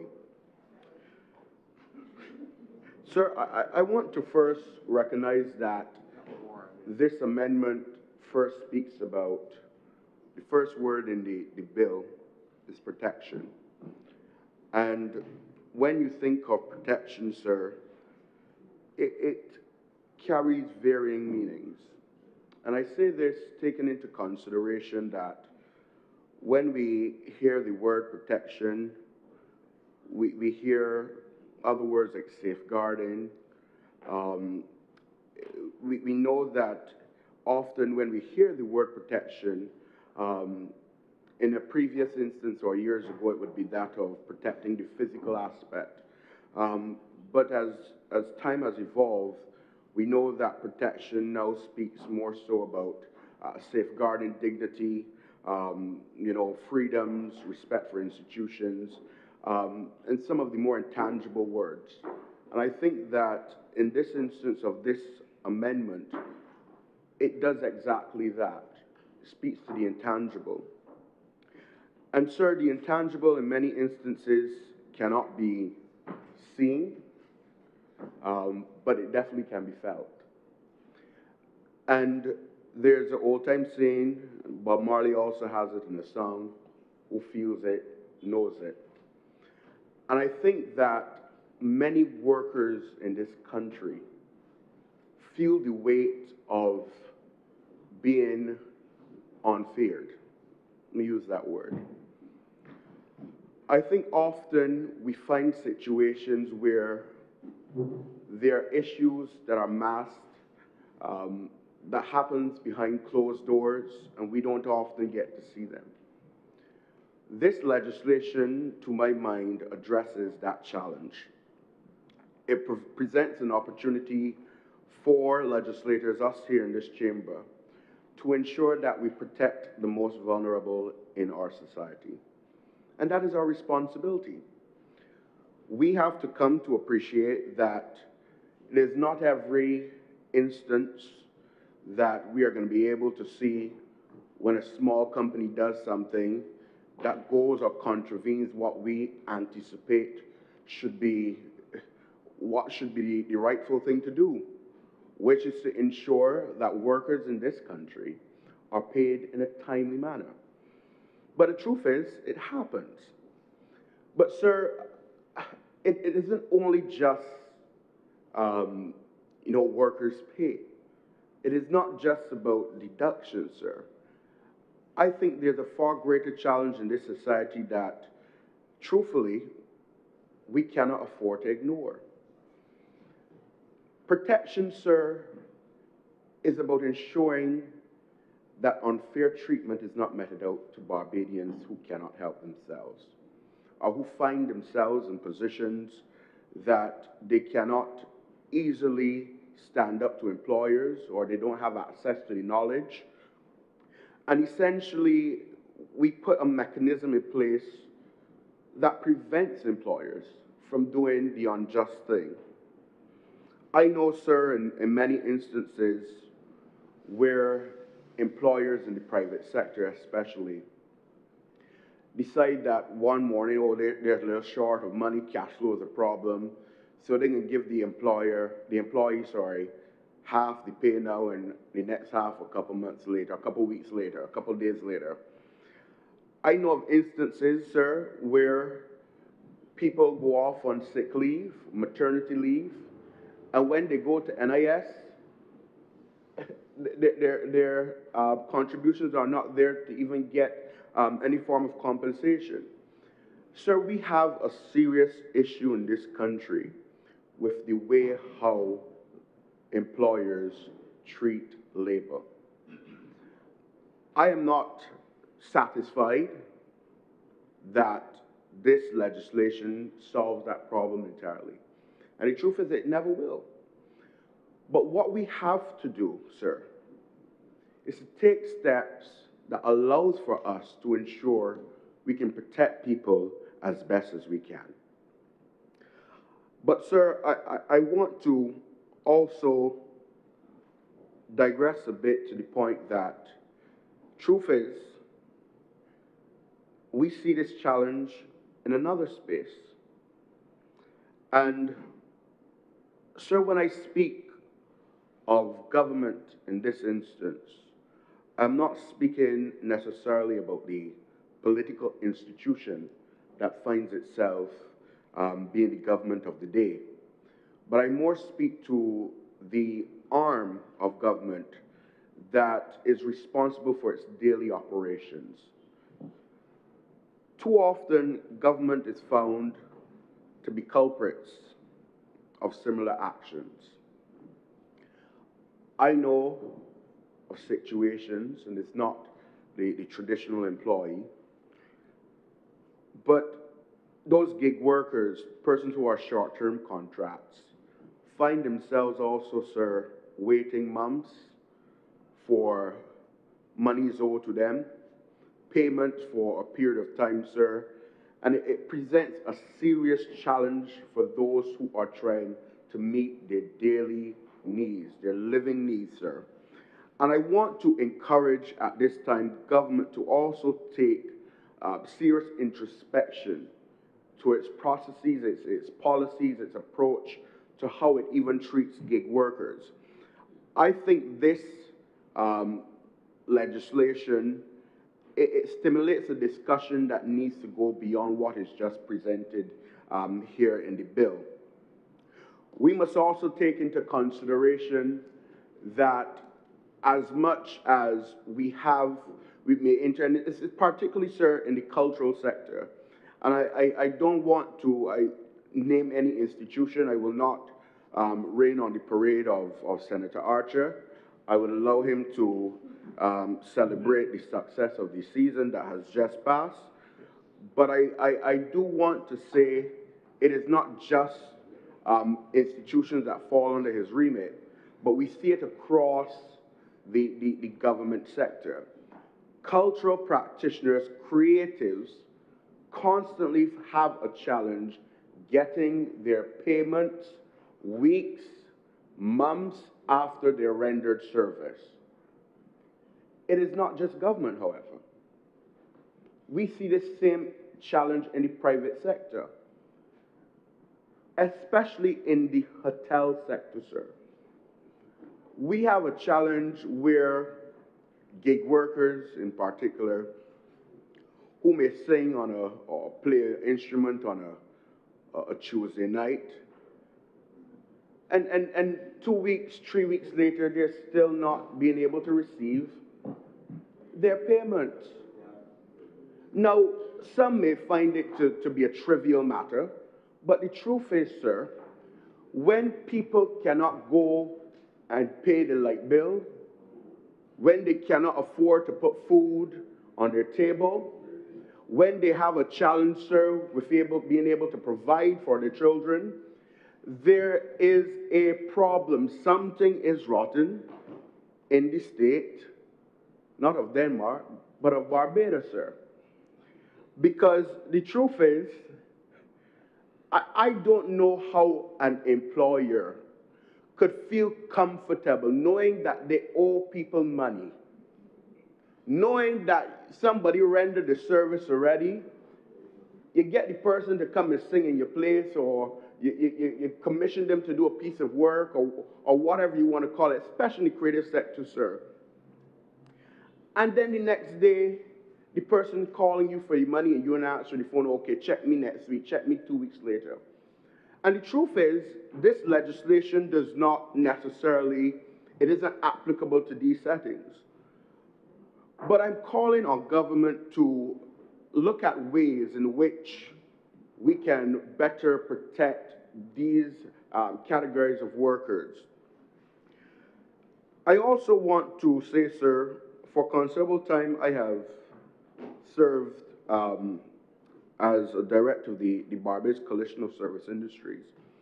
And I have come to appreciate that this issue is not particular to that of the creative sector. It belongs to the broader services sector in the country, where people render services and find difficulty in being able to get paid. This is a challenge we must look at. And sir, I also want to support Senator Walters on a point he made earlier. In fact, in another place, I have raised this more than a year ago, and I'm happy that Senator Walters has joined the fight. The truth is,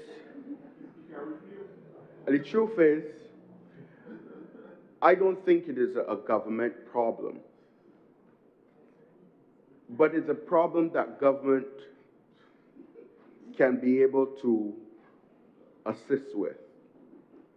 the truth is, it isn't comfortable when you see notices published in the newspaper saying that you need people are applying for work permits for individuals to fill what I call non-skill gaps. You can't tell me that you need a store clerk, a shoe store assistant, a warehouse clerk, some of the most basic jobs, and tell me that you cannot find Barbadians to fill these jobs. Sir, to my mind, that trespasses on the turf of ludicrousy. That you could have individuals, companies, with a level of audacity to publish that in the newspaper and expect Barbadians to lay down and feel comfortable. I want to acknowledge that Senator Cummings made a very valid point. That doesn't mean that government or the department that has responsibility for processing these applications approves them. But I am inclined to know what is the rate, the approval rate, and to have more information about this. Because it begs for us to question what is happening in this particular area. Why are people doing this? Some assume it is for cheaper labor. Some people think it's exploiting migrant workers. And the truth is, we've been seeing in recent times situations in this country that have been very troubling. Sir, so I just ask government once again to share some more information with regards to the work permit application process. And finally, sir, with being as concise as more concise rather than my colleague to my left, but I do want to share this. We have to seriously, sir, contemplate another issue,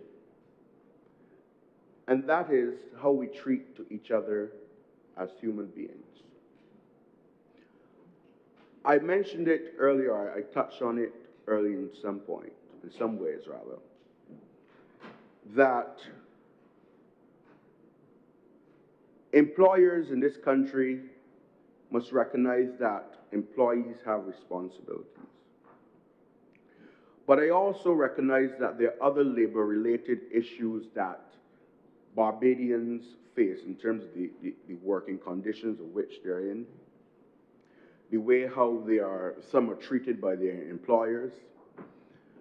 If anything is to be taken away from this debate today, sir, I hope that this is some level of a reminder that employers in this country must recognize that they're dealing with fellow human beings.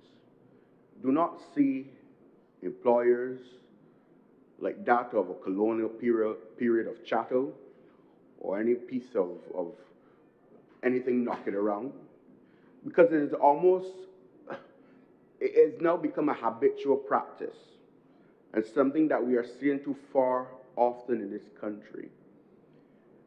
As far as workers being dismissed because you know they may not be unfairly dismissed, that is, because you know they don't have maybe the intellectual capacity or they don't have the resources or the people around them to take matters to the Employment Rights Tribunal or to challenge the employers.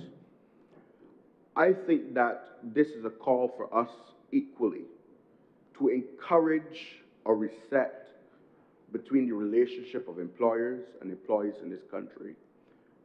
I do leave the nitty-gritties of this legislation to be debated by the trade unionists in this chamber, and that of Senator Trim and Benjamin.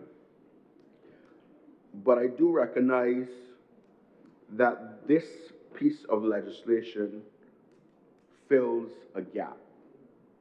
And I wish, therefore, sir, to not only lend these few words to the debate, but I also wish to indicate that I support this bill. So that's where I'm much obliged. Thank you very much, Senator Slocum. Senator Sinclair. Mr. President, I suspended until 3 p.m. No, 3 p.m. The question is that the Honourable Senate adjourn and the sitting is suspended until 3 p.m. today. Will those Honourable Senators in favour please say aye? Aye. Those against please say no. The things the ayes have it. This sitting is suspended until 3 p.m. today.